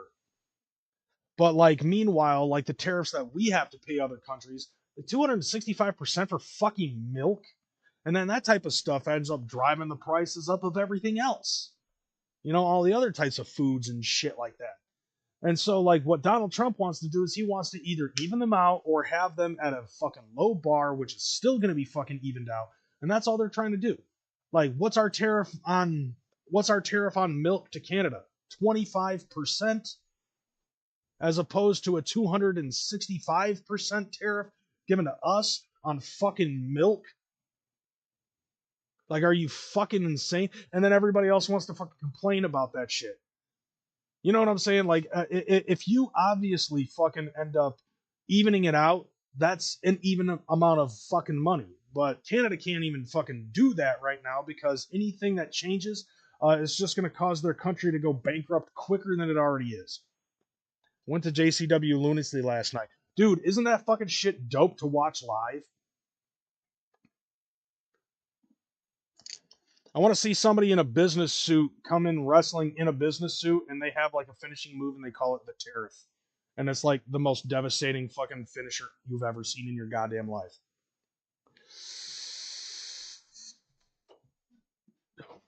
Senator, why weren't you standing yesterday for anything? Very important hearing right now on anti-Semitism. But you didn't stand for anything at the speech last. Oh yeah, an anti-Semitism fucking thing, but you didn't stand for anything. What the fuck? Is that a golden fucking drinking fountain? Is that a gold drinking fountain? Or am I just seeing it because like it's like her suit is like reflecting off of the fucking it literally I think that's I'm assuming that's what it is, where it's like the color of her jacket is reflecting off of the chrome drinking fountain, and it just makes it look gold. Or is it blue? I'm not sure. Is it gold or is it blue?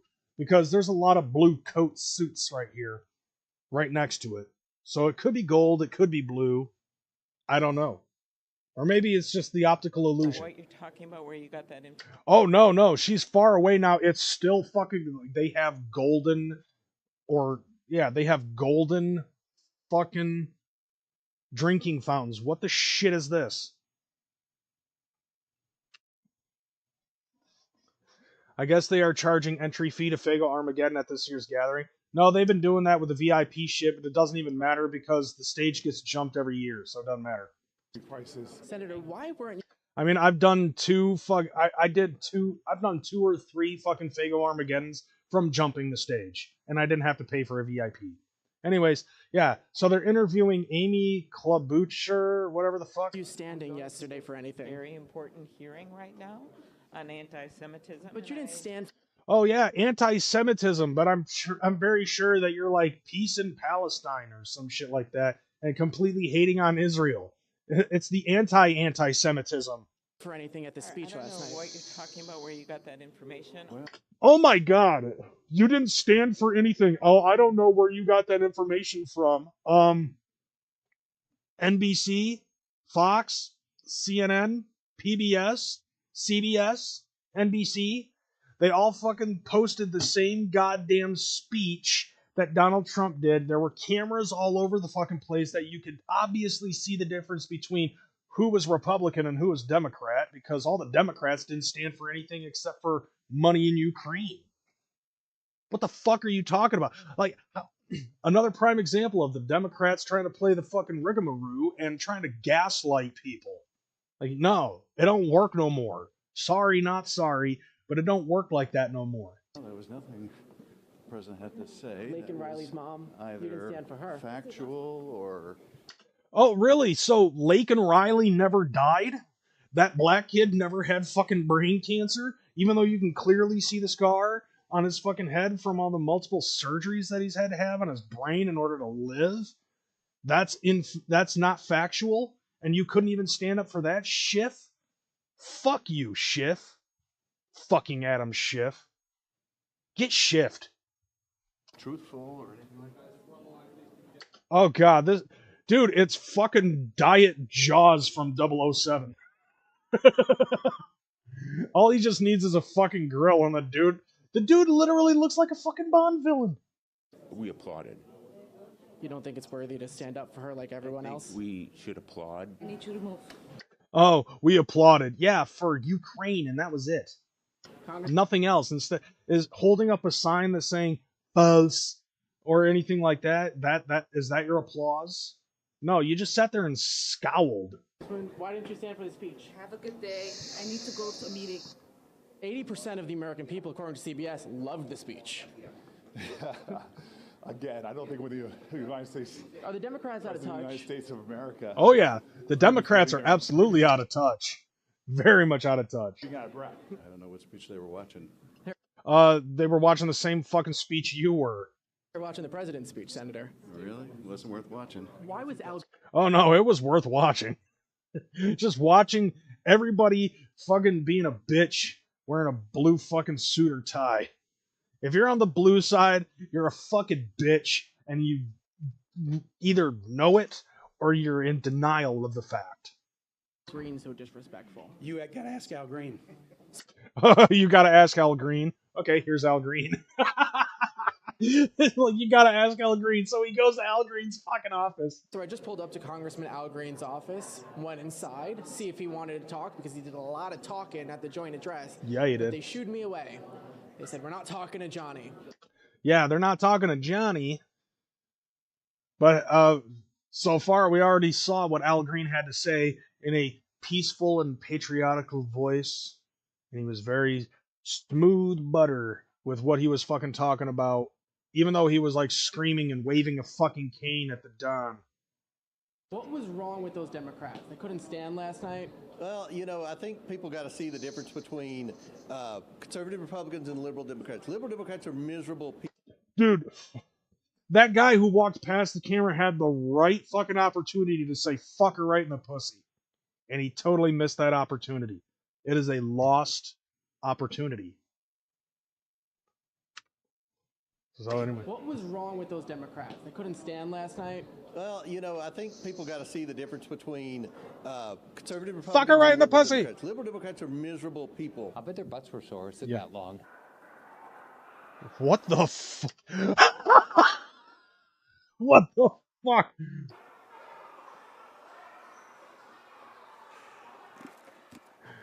Dude, what's with AOC's fucking office? Why is it just littered with fucking post-its? What is she, in fucking college? Holy shit. Like, her office door literally looks like a college dorm. Why do you want men and women's sports? Therefore, I Senator, need to go. Aloha. Why do you want men and women's sports, Senator? She literally alohaed it. Congressman, how are you? Okay, thank you. Congressman, why should men be in women's sports? Shorts? Sports. Why do you think They should not be in shorts. Senator? Okay. Yeah, but okay, here's the thing though, like you still failed at answering the fucking question. Either way, you were fucked with that question, and not necessarily to say that it's a loaded question. It's a legitimately good question. Hold on. Congressman, why should men be in women's sports? Why should men be in women's shorts? Is literally what he heard. Cohen fucking literally heard, why should men be in women's shorts? And he's like, they shouldn't be. But what if they're trans? Alright? Doesn't that fucking defeat the purpose of what you and your constituents and all of your fucking fellow Democrats are trying to do, is trying to get men in women's shorts? You know? I mean, you kind of fucked the pooch on that one, old man. Nice shopping cart, by the way. I wonder how fast that thing can go. Shorts? Sports. Why do you think They should not be in shorts. Senator, why are we paying for Sesame Street in Iraq? I do not know that is true, so I'm not going to say yes or no. You don't trust the Doge findings? We need to turn Elon's 5 things you did this past week question into Congress. If they can't answer, they need the boot. Unfortunately, like, there's no way to get them out until you vote them out, which midterms in 2 years, fam. So definitely need to get like, here's the thing. Somebody ended up pointing this out. Like, midterms are within the second year of a term of an election term, and it seems to it seems that the reason why the Democrats end up turning that over is because the Republicans really aren't aware of when to go in and vote and shit like that. So I would definitely say that Republicans need to keep a fucking stone cold watch on the calendar for 2026 or 2027, whichever is the year that you're actually supposed to fucking vote. You know what? Just keep a stone cold watch over the calendar every fucking day. And it shouldn't be that hard because like Trump comes up with something fucking awesome and new to drive these people up their goddamn tree every day. So I'm sure he'll let us know what's good. I don't really have an opinion on that. And I work in a business. I think it requires, we don't have to have an opinion on everything. Do you have an opinion on Jesse Waters? Oh yeah, I wish I had his hair. You know, yeah, and my dad's a big fan. You need to get away from me. Congresswoman, did you like the speech last night? Dude, how did they fucking do that? Did you see that shit? Like the fucking awful thing ended up staying with the goddamn elevator. So there it is. Another prime example of your fucking Democratic representatives in both Congress and in the Senate.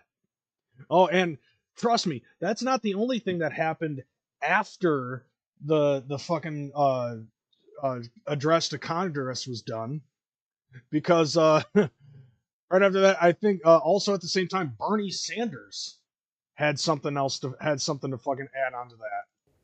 We are living in a pivotal moment in our country's history.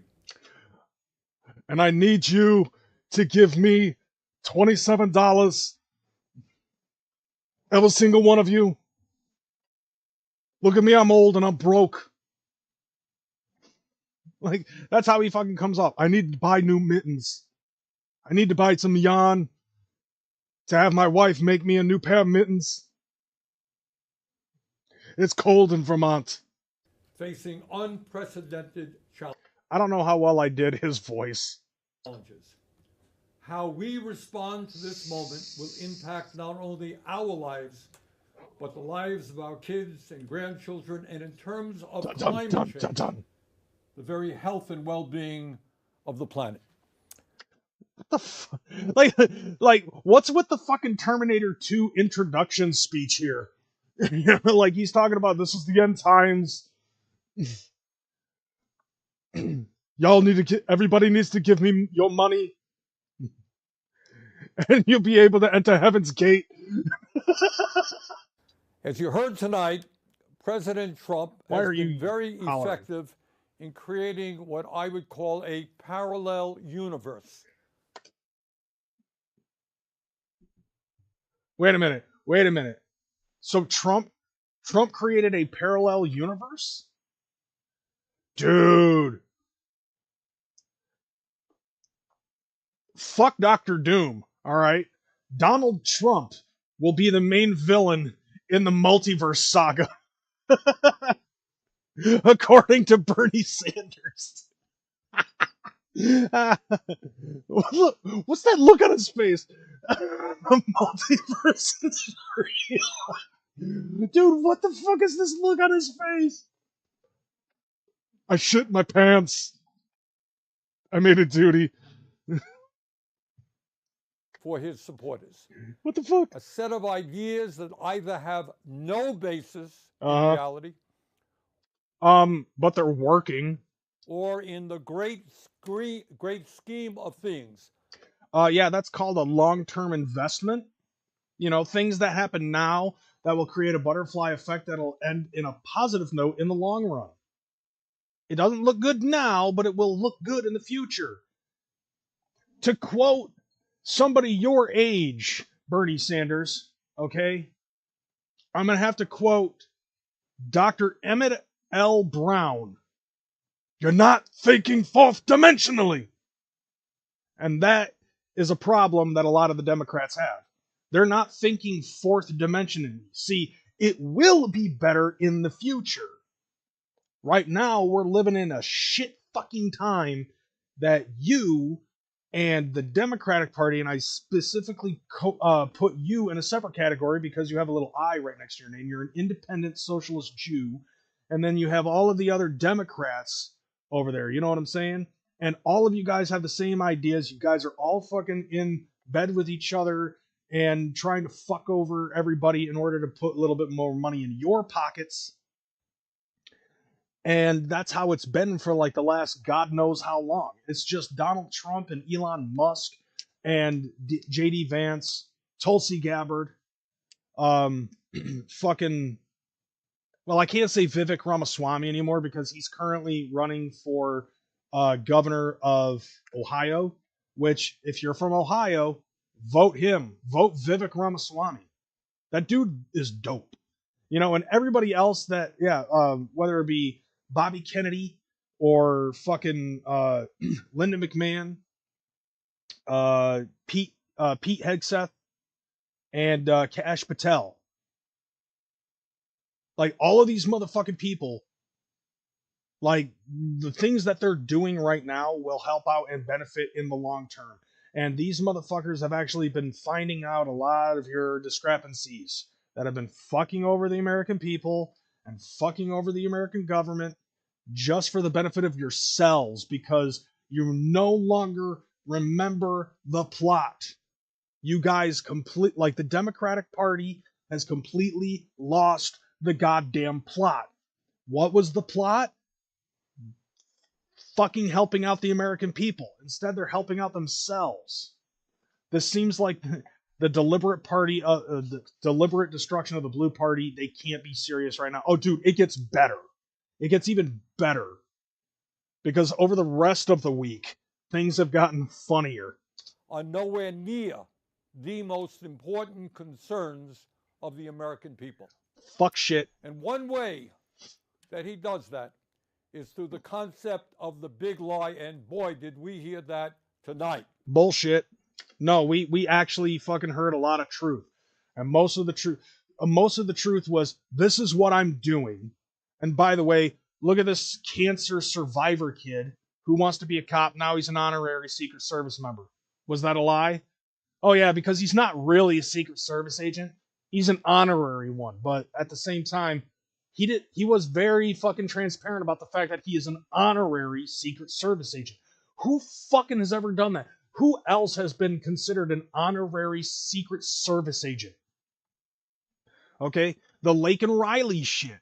Was that a lie? What was the woman not beaten and raped and murdered by a fucking illegal immigrant? Did that not happen? Why are you gaslighting the country right now, Bernie? You say something that is grossly false, say it over and over again, and have right-wing social media blast it out. Oh, you mean kind of like the same thing that happened over the last 10 years where motherfuckers are fucking saying that Trump is a Nazi, Elon Musk is a Nazi, anybody else who fucking supports Elon Musk and Donald Trump is a fucking Nazi, fascist, racist, sexist, misogynist, homophobic, xenophobic bigot. You mean the same shit that we've been hearing every single day on liberal media news, the legacy media news that fucking sucks the ball sack of the Democratic Party. ABC, NBC, CBS. Basically, if you're not fucking Fox News, you're pro-Democrat and anti-Trump. And every single thing that he fucking does or says has something to do with one of those things. Homophobia, xenophobia, racism, sexism, like homophobia. Every fucking day. To a point where half the fucking country believed it until about a year and a half ago when Donald Trump announced that he was running for president for his second fucking term and the Democrats lost their fucking shit again. And then he ended up fucking, he ended up pointing out, yeah, like fucking Biden's not right in the fucking head.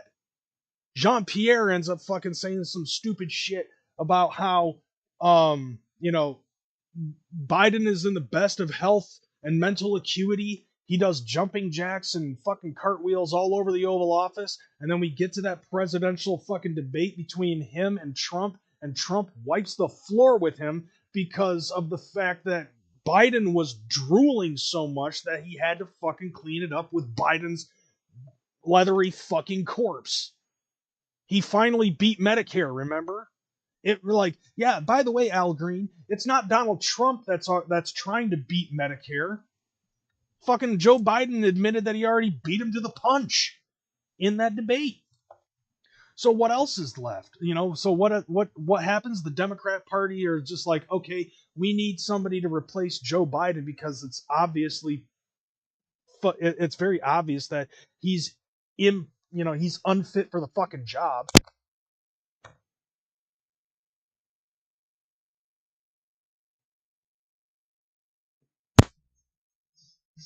How in the fuck did I delay that sneeze for that long?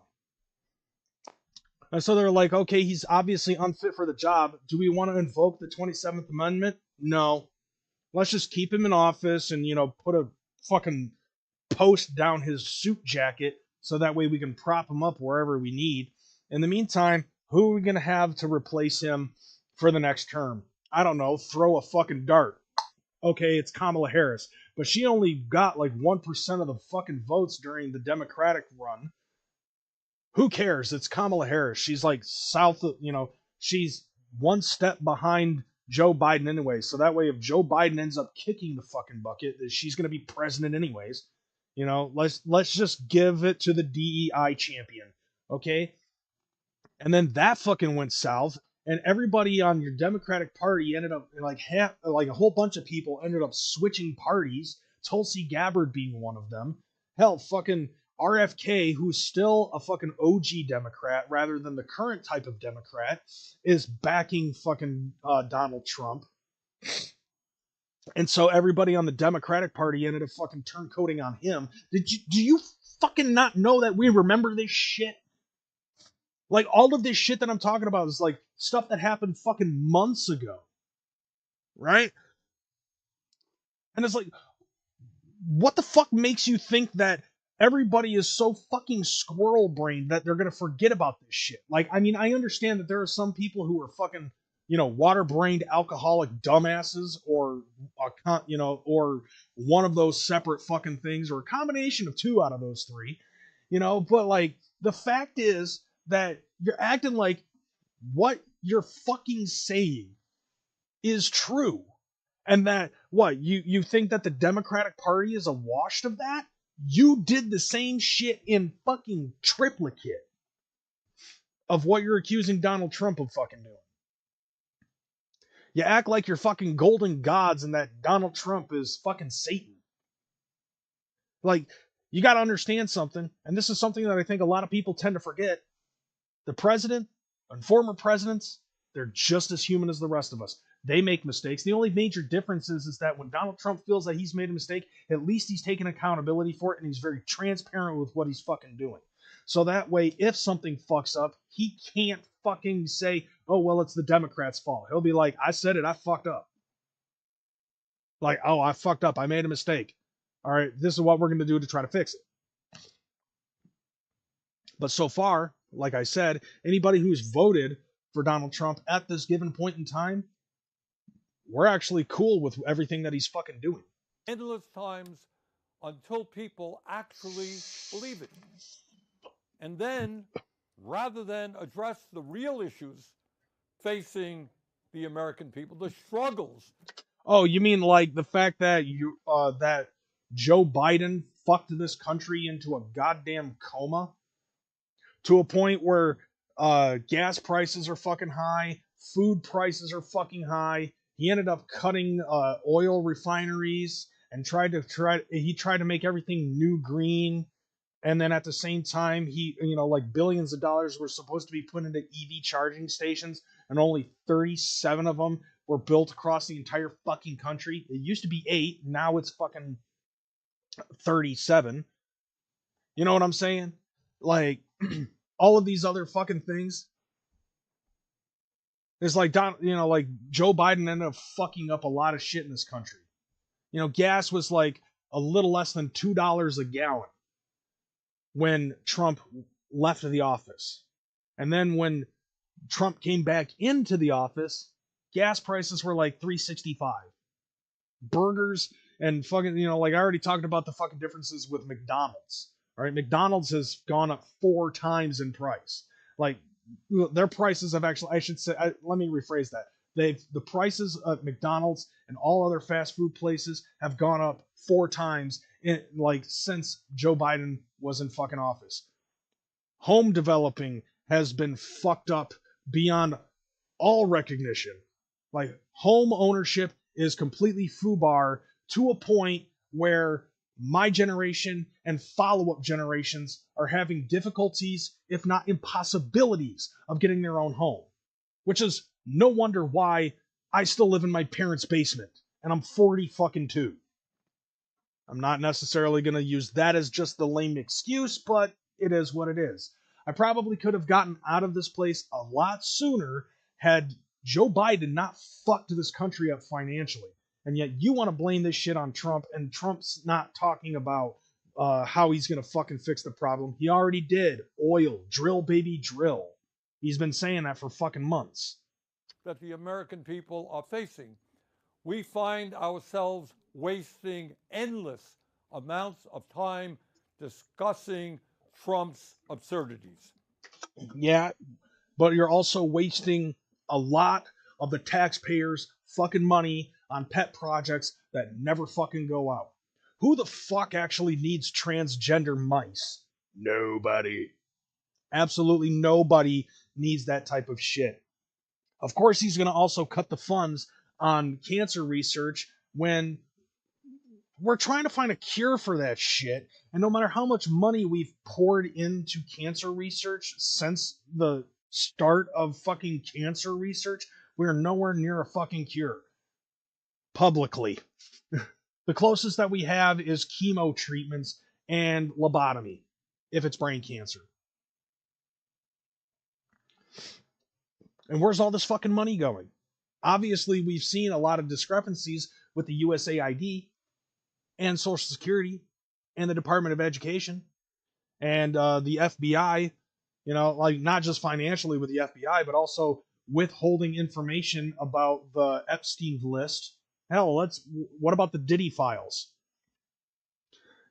Or like the only time that you actually decided to unpackage stuff is to use it as a distraction from how, from the American people realizing how badly they're getting fucked in the ass with a fucking dry, unlubricated fist by our government, and they try to distract us by saying, hey, by the way, aliens are real. Yeah, that's fine.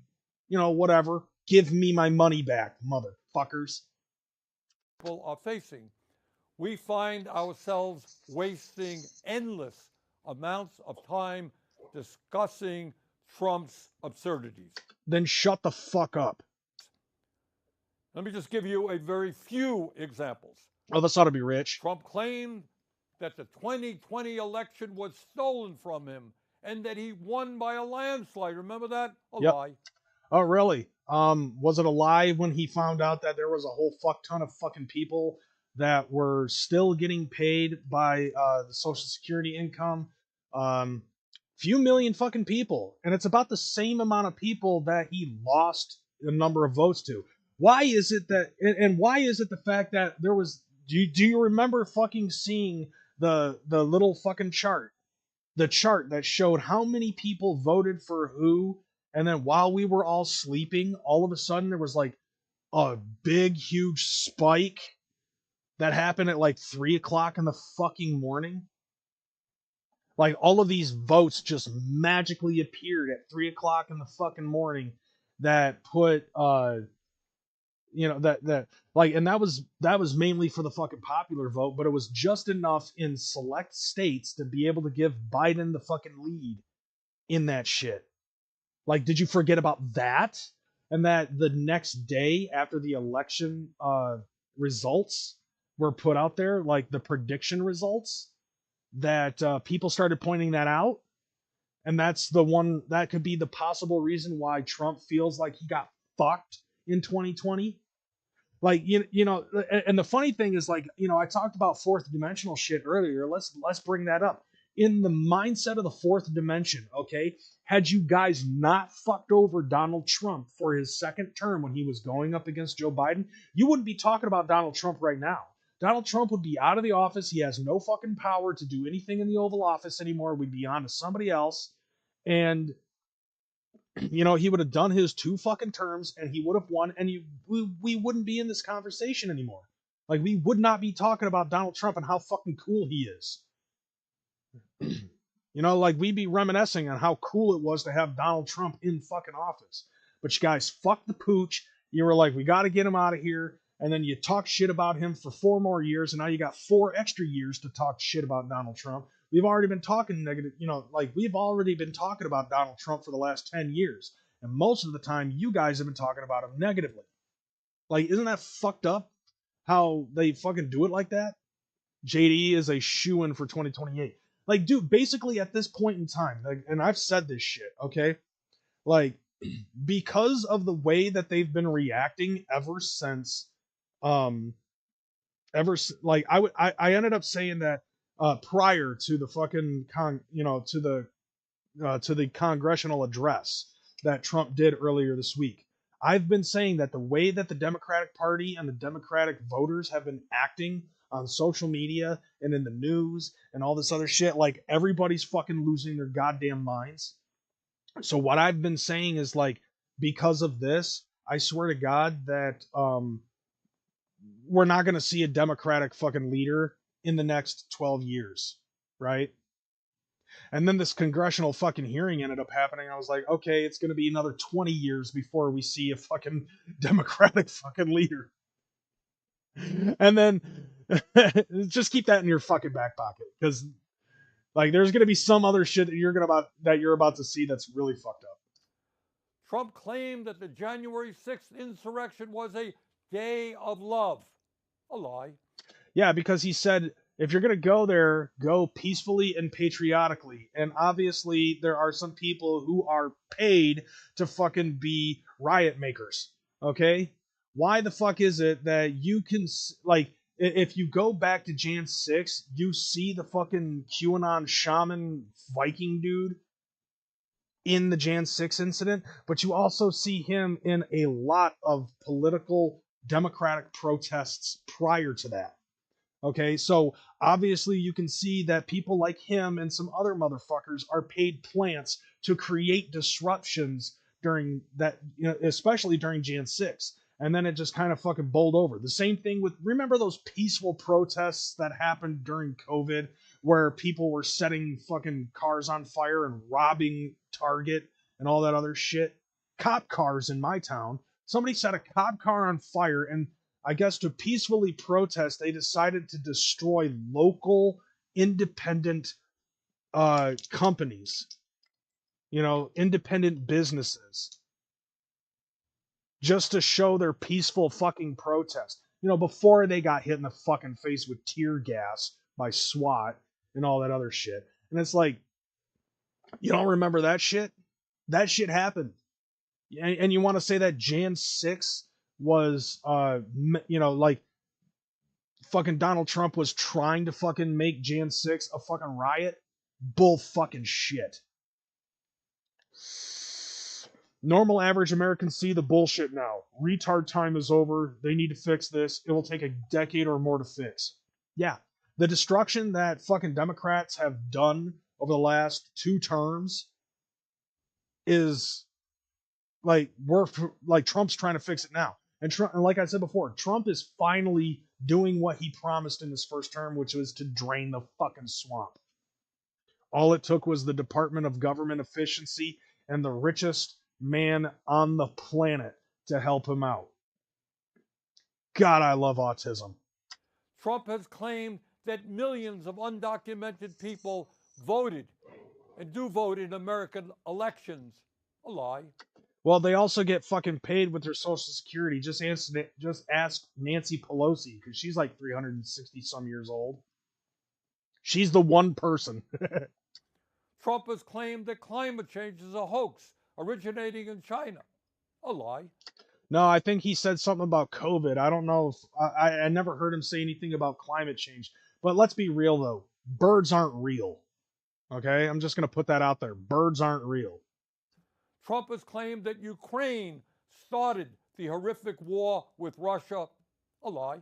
Okay, I already explained this before, but allow me to explain it again, I guess. Is the fact that I would say that it's not Ukraine that started the war between Russia and Ukraine. It was actually NATO that fucking started it. And they didn't start it recently. They started it back in the fucking 50s when they started to slowly but surely absorb other fucking countries in the UK and added them to NATO, when the agreement between them and Russia was that Russia won't do anything to anybody as long as NATO doesn't try to add more countries to NATO.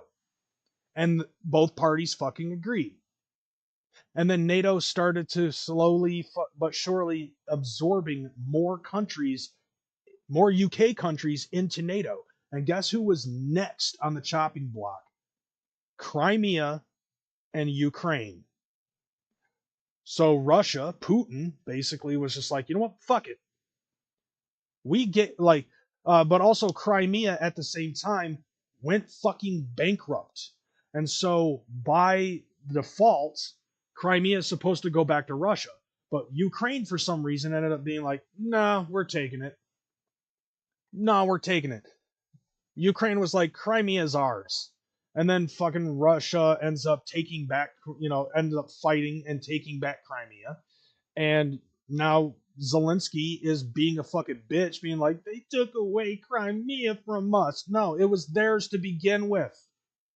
And I'm not saying this to be like pro-Russia or pro-Ukraine or anti-Russia or anti-Ukraine.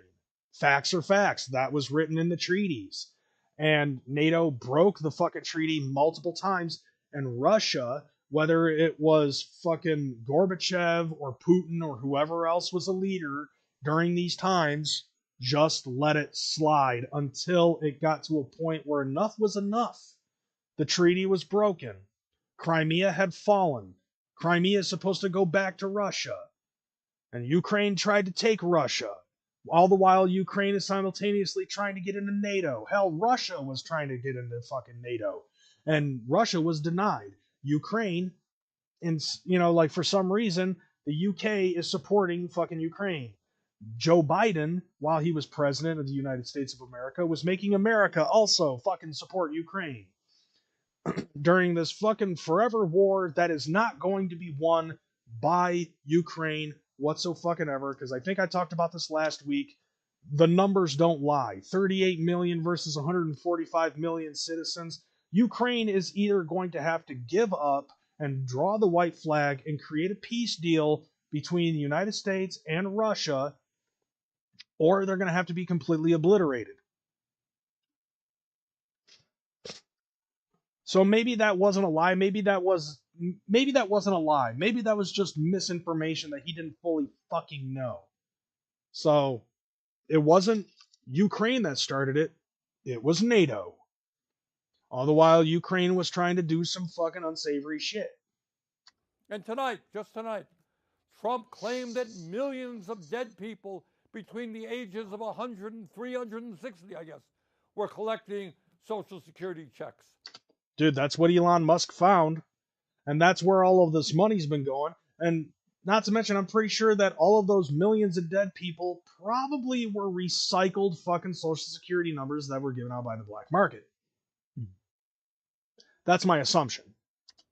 And that is an outrageous lie. No, it's not. Like, dude, it's a secret to everybody that there are fucking Social Security numbers and people that are getting paid on Social Security that shouldn't be getting paid on Social Security. So it's either dead people that are getting paid by Social Security and somehow that money gets funneled into other people's bank accounts, or it's the illegal immigrants that are fucking taking it. Intended to lay the groundwork for cuts to Social Security and... Yeah, he's cutting the waste, which means that we pay less and the people who actually are supposed to get Social Security get more. Like, give me a list of, name 5 people other than Nancy Pelosi that are older than 120 years of age right now. God, he looks like Doc Brown in that fucking picture. Dismantling the most successful and popular government program in history. Yeah, that is slowly dwindling and declining to a point where, like, within the next 5 to 20 years is going to be completely barren. And it's y'all's fault. You can't tell me that that's not going to fucking happen. So let's be clear about that. Yeah, let's be clear about well over that. 99% of Social Security checks are going out to people who earned those checks. And cripples. 70 million Americans. Nobody who was 150 years old or 200 years old or 300 years old is receiving Social Security checks. I mean, to be perfectly honest, it would make sense as to why it is that Nancy Pelosi is a multi-millionaire. Because she's 360 years old. While being in in Congress. So she's floating 2 checks. Anything that she's getting in Social Security, she's putting in on those fucking insider trading deals.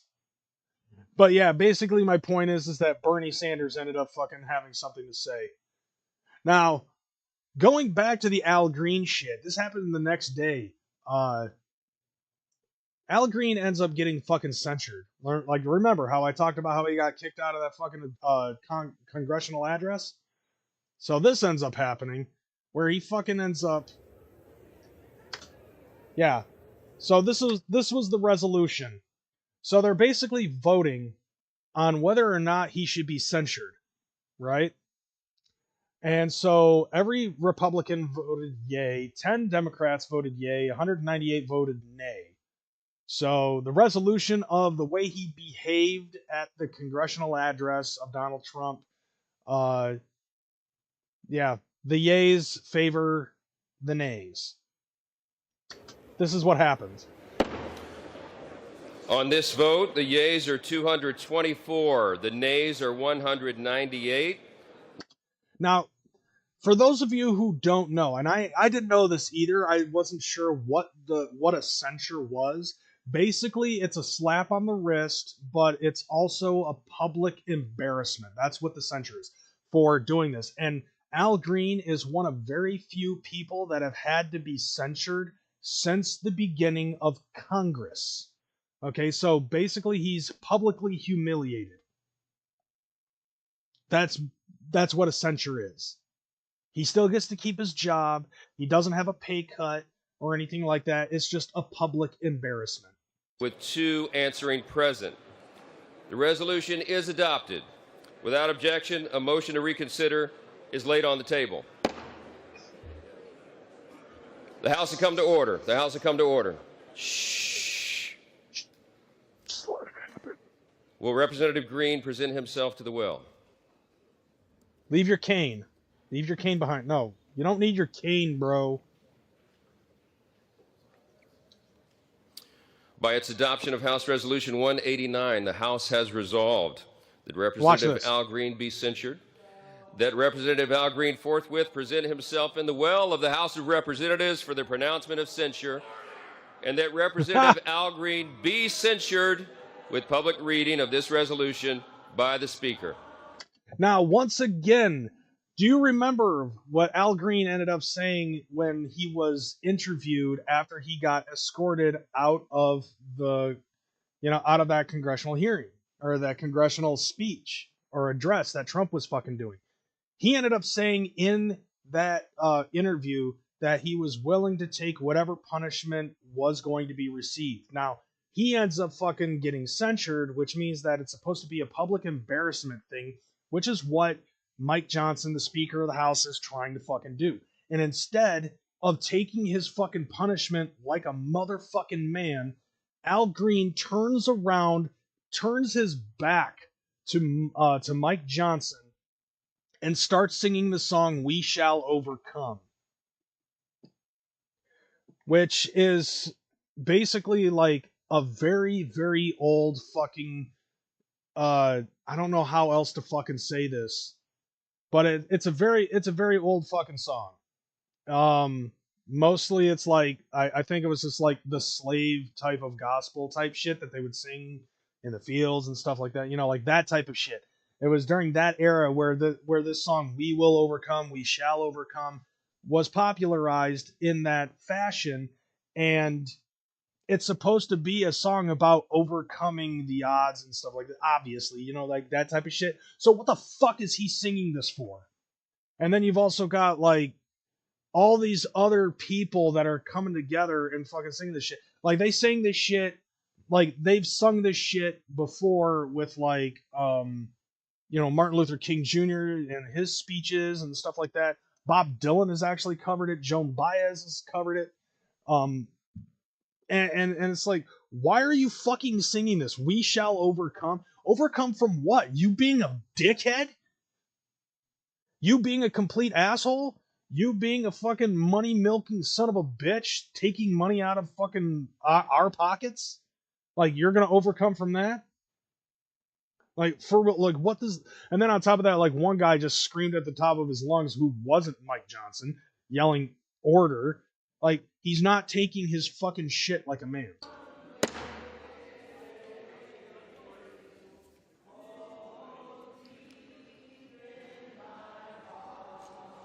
Like, this is embarrassing. You know what I'm saying? Michigan's own Rashida Tlaib was censured last year for saying anti-Semitic remarks. That makes fucking sense. Yeah. and what Al Green here is doing is not helping the situation any. If anything, this is the Democrat Party doubling down on what he was fucking saying. I thought he was saying that I thought he said that he was willing to take his fucking punishment like a man. Like, he was like, I don't care, you know, I don't care what the punishment is as long as my message gets clear. And this is the same guy who is currently trying to fucking impeach Donald Trump again. Again. And this isn't it. Another fucking double down on top of this. On top of this.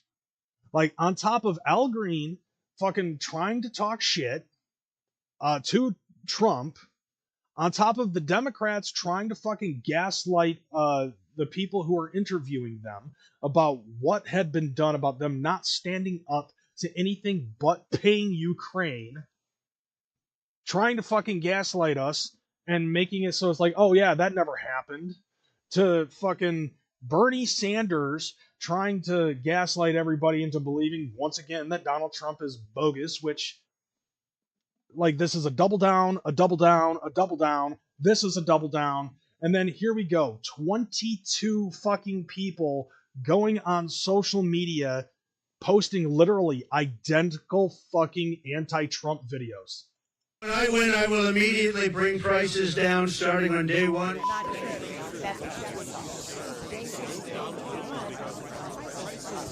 Look at this. Literally, every single one of these guys is talking the same talking points. Literally, word for fucking word. We've got a whole bunch of other people. We've got a bunch of people that we've seen already before. Chuck Schumer being a new one. This Bond villain right here. Pocahontas. Fucking, who else are we seeing? Oh yeah, there's, Ed Markey. Yeah, Ed Markey's right there. Like, all of these fucking people, and they're all saying the exact same thing, literally word for word. It's a hive mind. Like, how do you not see that this is not a fucking hive mind?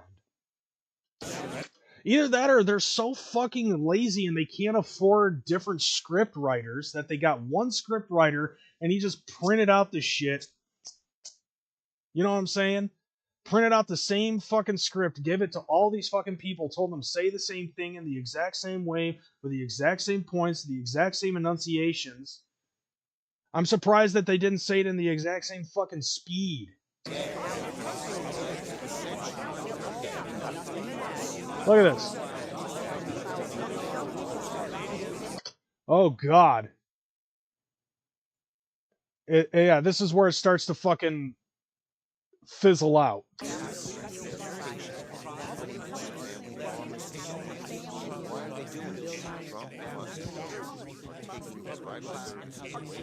Right here.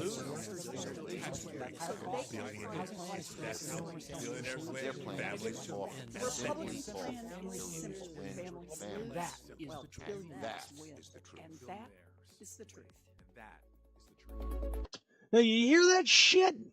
This is the Democratic Party once again fucking doubling down and trying to fucking talk that shit about Donald Trump, and they're all saying the exact same thing, exact same fucking script, exact same pronunciations and shit like that, just different speeds pretty much. Hell, they're all holding the mic the exact same fucking way too. The only thing that was different was the locations in which they shot these fucking videos. Several top Democrats have been exposed after posting nearly identical videos opposing U.S. President Donald Trump on Tuesday. This was just Tuesday.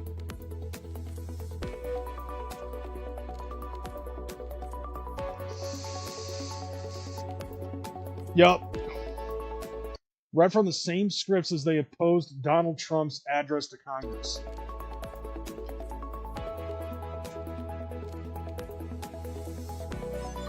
Like, what the fuck?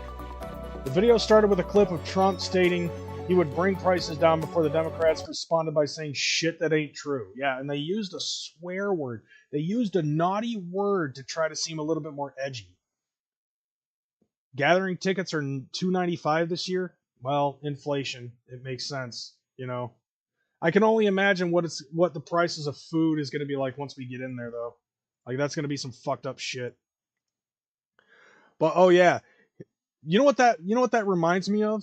This shit. Hi, I'm Fox San Antonio's Jessica Headley. And I'm Ryan Wolf. Our greatest responsibility is to serve our Treasure Valley communities, the El Paso, Las Cruces communities, Eastern Iowa communities, Mid-Michigan communities. We are extremely proud of the quality. Oh, it gets better. You guys remember this fucking video?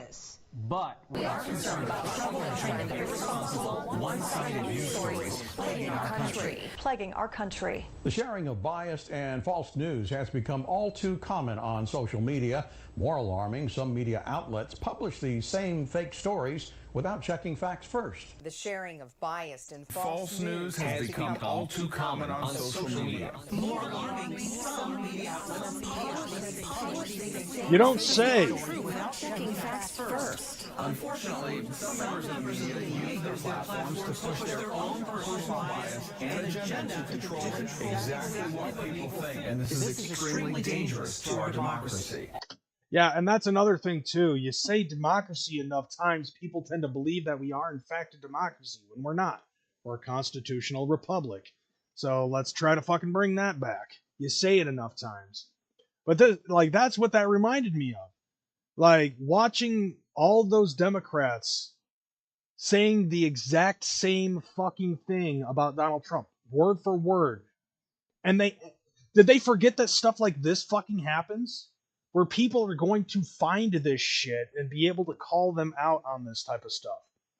This proves to me that these motherfuckers have no concept whatsoever of what we're capable of in social media and finding this stuff out.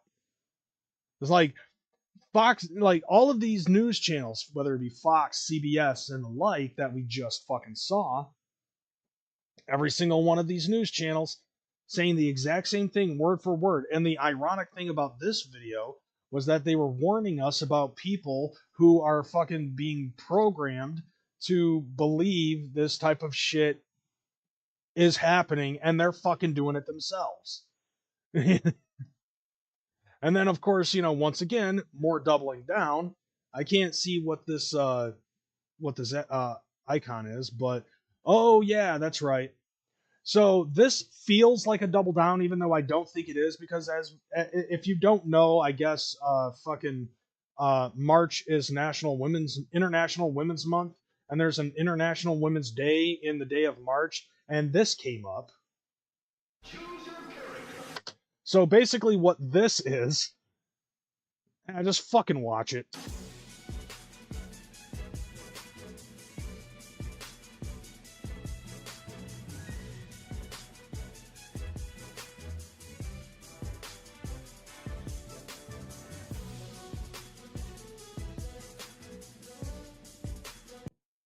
Is that not the most fucking cringe thing ever?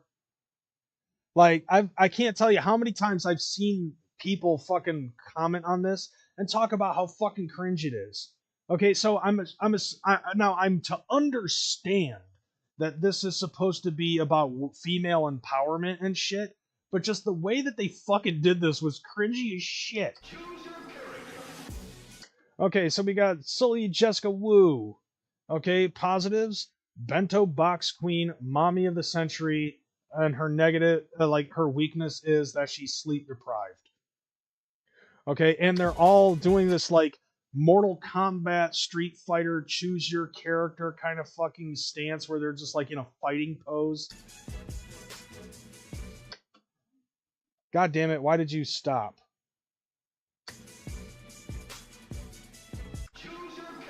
Okay, for some reason, this just fucking froze. So yeah, we got her.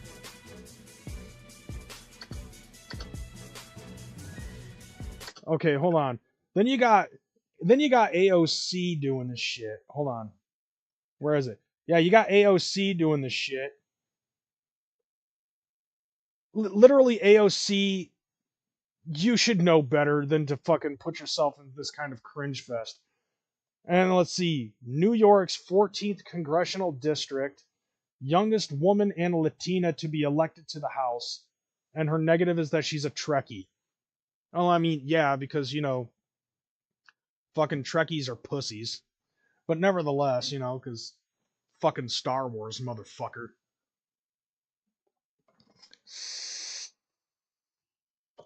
But it's like, dude, AOC, you're in my fucking age demographic. You know better.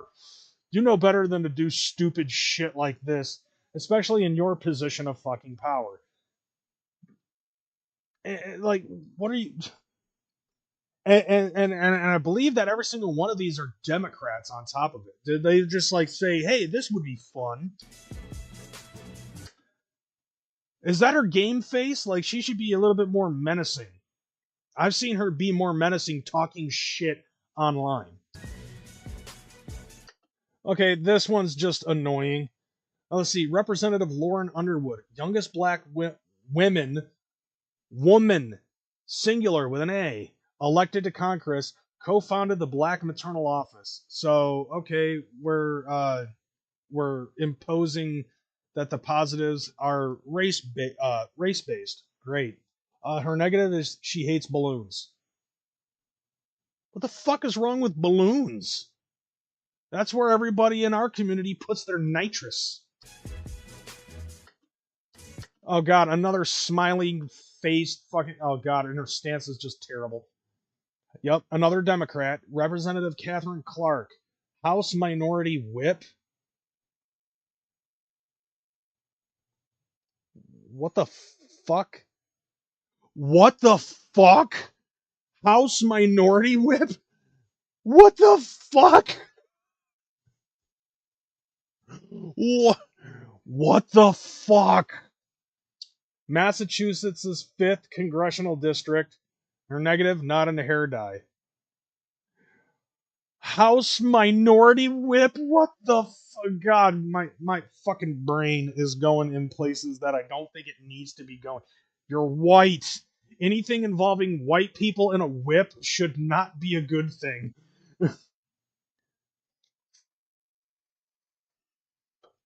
Oh. Representative Judy Chu, your fucking stance was terrible. And it was too quick. I didn't even get to read your shit. Judy Chu, California's 28th Congressional District. First Chinese American woman elected to Congress. Her negative side is she's too fucking sweet. The last people that I knew were too sweet were the fucking heels in WCW. Alright? Okay, Representative Jasmine Crockett, at least she's kind of in character-ish, but her pants legs are too fucking long. Texas's 30th Congressional District, public defender and attorney, negatives, not a morning person. Okay. Representative Susie Lee, but at least she does like a little kung fu fighting. Nevada's 3rd Congressional District, president of Communities and Schools of Nevada, And at least that's positive. With 2 sprained fingers. Like, because of the fact that they're all fucking Democrats, and yet they're trying to fucking incorporate girl power into this fucking thing. This whole thing is, for one, it's fucking cringe, and as a gamer, I feel like it's doubly cringe. I didn't know that there was such thing as third-party embarrassment. All right, this is third-hand embarrassment, in my view. Like, it's not even second-hand embarrassment. It is third-hand embarrassment to see this shit. However, I will say at least one thing. There was a fucking clapback from the White House. We chose our fighters. What now, bitch?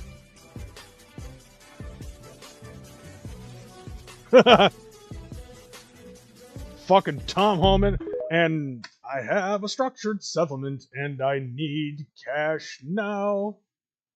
877 cash now. Like that. Yeah, America chose its fighters last November. Go fuck off. And then, and so, like, at least there was a clapback to that. Everything else didn't even really need a clapback. It was just like, okay, we'll just let the Democratic Party fucking drown themselves in their own tears at this point. We need to rename it the Gulf of Liberal Tears now. And then you've got this thing, and this is the last thing. More cringe. More cringe. Remember what I said about how somebody in the Democratic Party looks like a goddamn Scooby-Doo villain? Here you go. Prep for the cringe, fam. Yo, this is the Ranking Rizzler on appropriations. God, this fucking... Yeah. Rosa DeLauro. The fucking representative of Connecticut. And she starts it off with this. Yo, this is the Ranking Rizzler on appropriations. Writing my boss's script as the Gen Z staffer. Why would you do this? Even Gen Alpha would be embarrassed by this shit. You're not the cool grandma. Alright? I don't care what color hair you have. You are not the cool grandma. You are the fucking Scooby-Doo villain that was staring at Elon Musk and Donald Trump during Donald Trump's congressional address and had this look on your face that said, and I could have gotten away with it too had it not been for you snooping kids. Serving Connecticut's 3rd District. No one cares. It's time to enter your dark academia Congress era. Oh, God. You know what? Take a shot every time she says something embarrassing. You're going to be dead in less than a minute. All right? So that's 2 shots that you deserve right now. Like, really? Congressional era? Yeah. Your dark academia Congress era? Yeah. Cause you, bitch, and the rest of your fucking ilk are making it dark. Congress era. All right, besties. Take a shot. House appropriation is the money moves. Take a shot. In Congress. We are not chasing the bag. Take a shot. We are the bag. Take 5 shots now. Democrats are making life smoother through government funding. It's giving skibbity. 5 more shots. God. Jesus fuck. God. Skibbity. Are you fucking serious? Fucking 20 seconds in. She fucking said skibbity. Dude, my fucking 15-year-old daughter doesn't even use the fucking word skibbity. So, Sigma. Take a shot. You know what? Take another shot, too, for the fucking caption. Main character energy. Says the fucking NPC. Main character energy says the fucking NPC. Main character energy. But Republicans' Project 2025 is mad sus. It also doesn't fucking exist. All right, it's a collection of ideas, and that's not something that Trump is fucking doing. God, Jesus fucking Christ. Eliminating the Department of Education? negative aura point. Take a shot. Basically, the biggest phantom tax. Take another shot. That's the next thing that she's gonna fucking try to bring into Congress as a representative is gonna be the phantom tax. On the environment, on your education, and your rights. Big L posting it online, buddy. Oh my god. Do you not see what you're fucking doing here? Like what you just posted, Deloro. I have seen some big L's in my fucking time. Usually coming from a fucking garden gnome. But you have surpassed that level. Like, your aura points are so fucking negative, it has created a black hole and destroyed the universe as we know it. Democrats understood the assignment. Take a shot. But go off. Take a shot. See how I keep you informed? Very No! Oh, this deserves 2 shots. cutesy, very demure.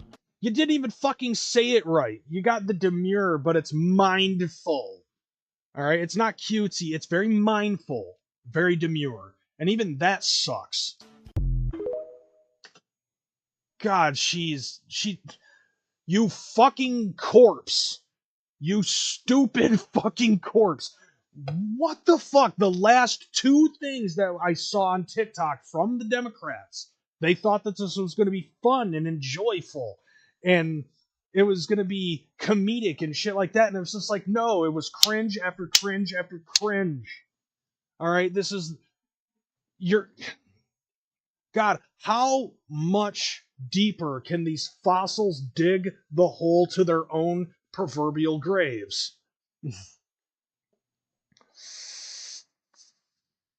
Jesus shit. Alright. And with all that said, I think I'm done with Juggalo. I think I'm done with the politics. I think we need to round it out and do some Juggalo shit. And this is going to be my last thing of the night. I saw, and I got a link from Don Chaos for this. So I figure I might as well share this just to try to get the taste off of the palate. You know? So Zitro came out with a new fucking music video. We have to fucking get this on there so that way I can get this politics shit off of my mind. So the song is called Wicked Whippin' featuring Tier Diaz. Alright, this needs to get turned up too. Alright, there we go. Alright, let's see what we got going on. Nice. That's cool, man. The way that opens up.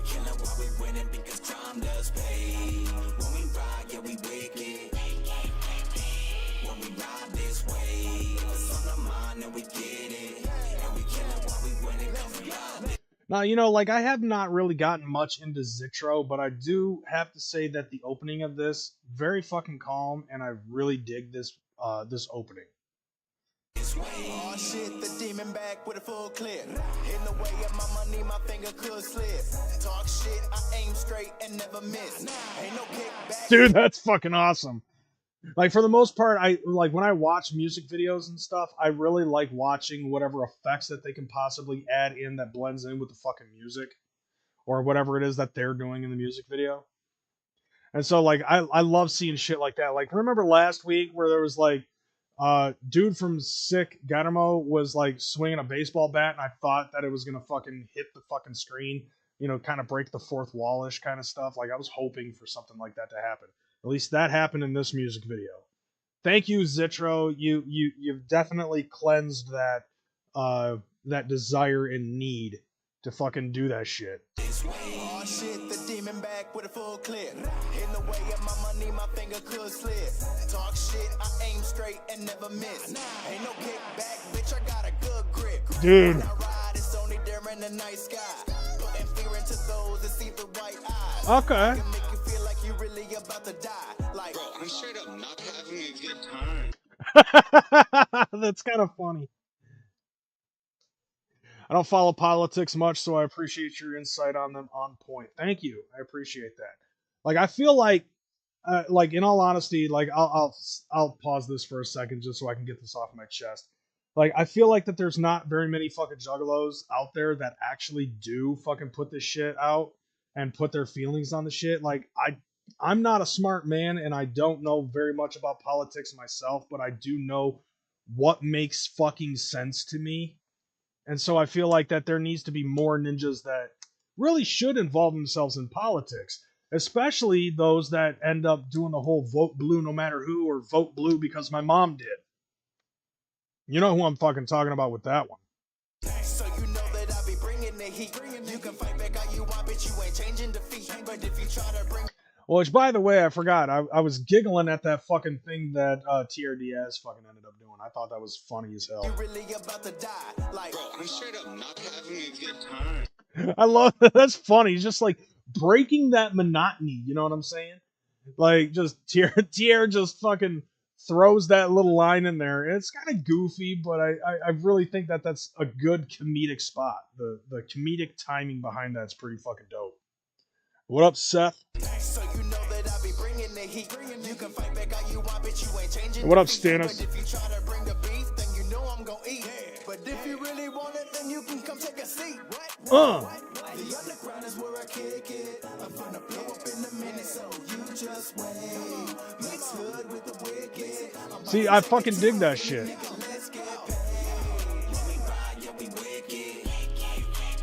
This blends together very well. Like, lyrically, I feel like that both of their voices blend in very well together. And the way that this is cut, I like the effects that they've been putting on. Is he still wearing his fucking gathering bracelet? That's what that looks like. That looks like his gathering bracelet. Like, not the studded boy, but like the other thing.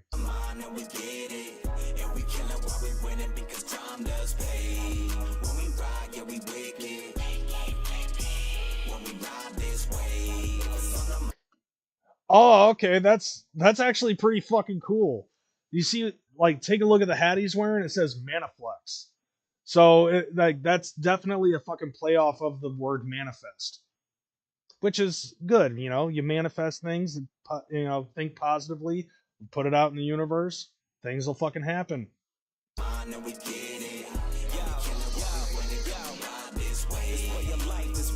It's real specific, yeah, we fit descriptions, but slipping in a freaking district. Ooh. Sit and listen when killers spitting on a different mission, militant with vision, just itching to split up bitches wigging.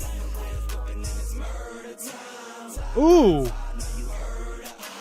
Oh, damn, dude, just like throwing in that little bit of singing in there. Dude, that is dude, this fucking entire song is smooth.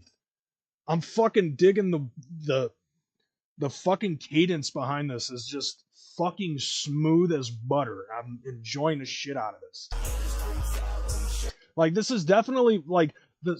Let's see, what's the name of the song again? Let me double check that. Yeah, Wicked Whippin'. It's definitely a fucking whip-worthy track. Like, this is definitely something for the bump. This next jet shit all up in your mentions. At your man, I'm rapping, bet you best respect it. Next lit, undetected, rest in peace. Then I peace in the streets for protection. Move, never reckless. Who wanna mess with? TD's intro like a missile when we let rip. Oh yeah, that fucking beat, that fucking bass on the beat definitely is a good feel for it too. I can only imagine what this would be like in a fucking vehicle with a sub. Dude, this is gonna fucking pound. Like, just that little spot right there is fucking pounding.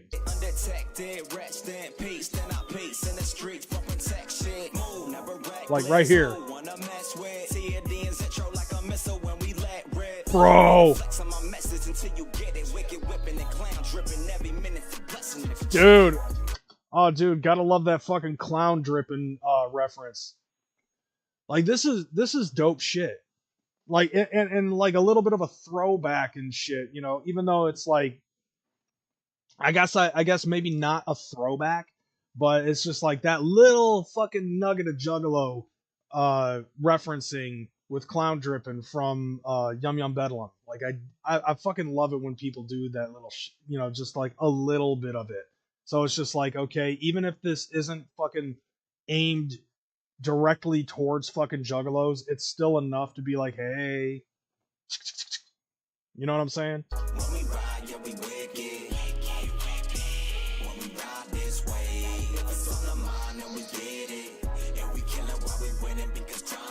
Yeah, these dudes fucking got it. And I fuck with this shit. This shit is fucking fresh.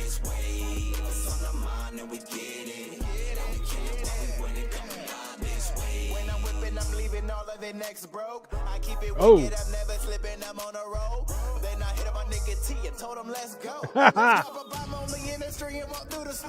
Dude, this is fucking sweet. When you try it, the crowd go quiet, unbearable. Who left the door open, man? These niggas gotta go.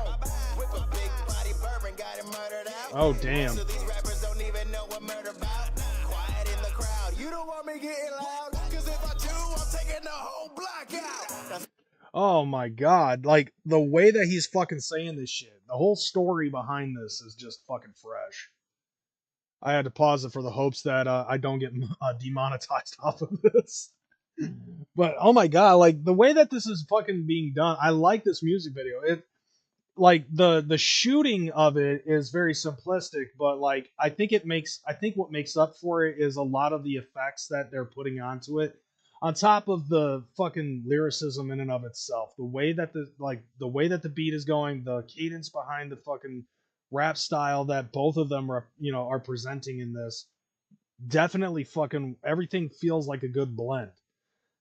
I've been sleeping on Zitro for for fucking way too long, and Tier Diaz has been put up out there. I'm kind of now regretting not seeing his shit when I went to go to Juggalo Weekend, but at the same time, it's like I almost regret it, and that's due to the fact that I was on a mini date with that Ivy chick when her Ned game date kind of failed. So I let my anger out in every rhyme and kick anyone off my ladder trying to stop my climb. I be staying on my shit, no slow. I dig that. Like, did you catch that fucking line though? Like, hold up. Most of these rappers don't even know what murder about. Quiet in the crowd, you don't want me getting loud. No, not that part. The other part before that. When I'm whipping, I'm leaving all of it. Wait for it. I keep it wicked, I'm never slipping, I'm on a roll. Then I hit my nigga T and told him let's go. See, let's cool. Like that right there is just like, yeah, it just shows we're fucking cool with each other, man. That's bright. I'm only in the street and walk through the smoke. The way we be riding the beat is so incredible. Can't deny it, we fly it, shit unforgettable. When you try it, the crowd go quiet, unbearable. Who left the door open, man? These niggas gotta go. That's kind of a funny fucking line right there too. Whip a big body bourbon, got him murdered out. Most of these rappers don't even know what murder about. Quiet in the crowd, you don't want me getting loud. Cause if I do, I'm taking the whole block out. Okay, now I kind of understand that fucking line right there. Like, let's hear it again. Body bourbon, got him murdered out. Most of these rappers don't even know what murder about. Quiet in the crowd, you don't want me getting loud. I like that line. Quiet in the crowd, you don't want me getting loud. I love that fucking wordplay. Cause if I do, I'm taking the whole block out. Brah! Yeah. And then that fucking ad-lib right there really helps. Brah! That's why I let my anger out in every rhyme and kick anyone off my ladder trying to stop my climb. Boom, I feel that so fucking much. Especially with a lot of the chaos and anarchy that's been going on in my chat lately. You know what I'm saying? So I fuck with that line right there, talking about ain't letting nobody fucking knock me off the ladder. You don't want me getting loud. Wait for it. There's another line too. Like everything needs to be dissected. Like that one right there, you know, because like, dude, in a sense, like this type of stuff, like he's explaining, this type of stuff is a fucking outlet for him. And if he didn't fucking let it out like this, then he'd probably be doing some violent shit. And you know, that's how it is for a lot of fucking people in the rap game. Whether it's the gangsta shit or the wicked shit, like, this is a fucking outlet. And kick anyone off my ladder trying to stop my climb. I be staying on my shit, no slow grind. TRDS is intro, it's about time. When we ride, yeah, we wicked. When we ride this way, if it's on the mind, then we get it. And we kill it while we winning because back to the base. when we ride, yeah, we wicked. When we ride this way, if it's on the mind, then we get it. And we kill it while we winning, come and ride this way. When we ride, yeah, we wicked. Yeah, I fuck with this. When we ride this way, if it's on the mind, then we get it. And we kill It's mesmerizing too. Oh, we're going 5 miles an hour. I mean, they're slowly trying to get out of the parking lot. But yeah, that's fucking dope. All right, so he's got a fucking album out. I'm sure that it's on all the social medias.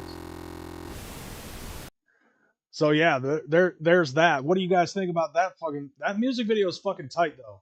I didn't I put it up on the last minute, so I didn't fucking get a chance to put it in the description. But just do a search for Zitro's channel. His shit is fucking checkmarked, so you'll know that's the real Zitro at the real Zitro on YouTube. Go ahead and check that shit out. I know I did a lot of fucking back and forth and cut and paste and all that other shit, but dude, that I fuck with that 100%. Like I said, I've been sleeping on Zitro too fucking long. Trump is the devil, and you can't be a juggalo if you love Donald Trump. Disagree with that. I mean, a vast majority of people in this country fucking are in support of Donald Trump, and not to mention that fucking speech that he did, which was like an hour and a half long. He did like a 90-minute long fucking thing, and it had an 80% approval rating. But, you can't really 100% fully trust the polls like that. Nevertheless, though, I'm in fucking massive support of Donald Trump. And a lot of people who try to fucking say you can or cannot do shit just because of this, that, and the other, you're just fucking lying to yourself, as far as I'm concerned. Unfortunately, there wasn't really a whole lot of Juggalo news, but nevertheless, there was what I presented. But I'm going to get up out of here. It's that 0 hour. So with that being said, thank you guys for coming in, watching, participating up in the chat. I do appreciate the fucking support that y'all give me nevertheless. Got to give those shout outs to the homies with the fan funding. Justin Temple and the Lost Warrior. I appreciate you ninjas for fucking hooking up a thug. And, between this and YouTube, between doing the stuff on YouTube and doing the stuff on Twitch, things have actually been kind of going personally in my favor, and I appreciate you guys for fucking helping me out with the support and all the love. Even some of the haters and stuff who decide to come in, y'all are fucking giving me views and ad revenue, so it's a plus either way. You're trying to beat me, but I win either way. And with that being said, I'm going to get up out of here. I don't know if there's anything else that's going on as of right now. And I don't know. I might fucking go up on Twitch, so check me out up on there. Yeah, crazy up in this bitch. So, you know what? I think I'm going to do the same thing that I did last week. I'm going to take a piss break, and then I'm going to fucking continue doing some stuff on Twitch. So if you want to check it out, I'll put in the link.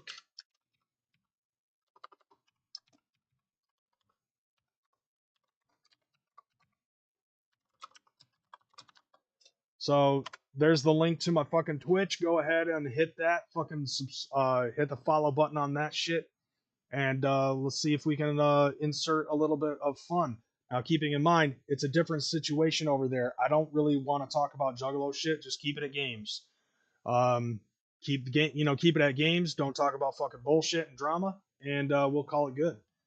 With that being said, I am Kreyz McCormick, and I'm out this bitch. I'll see you guys on the Crazy House next week, and make sure, once again, follow all of those motherfuckers that I talked about at the beginning of the show. If you don't know what I'm talking about, rewatch this motherfucker. All right, I'm out. Deuces, y'all.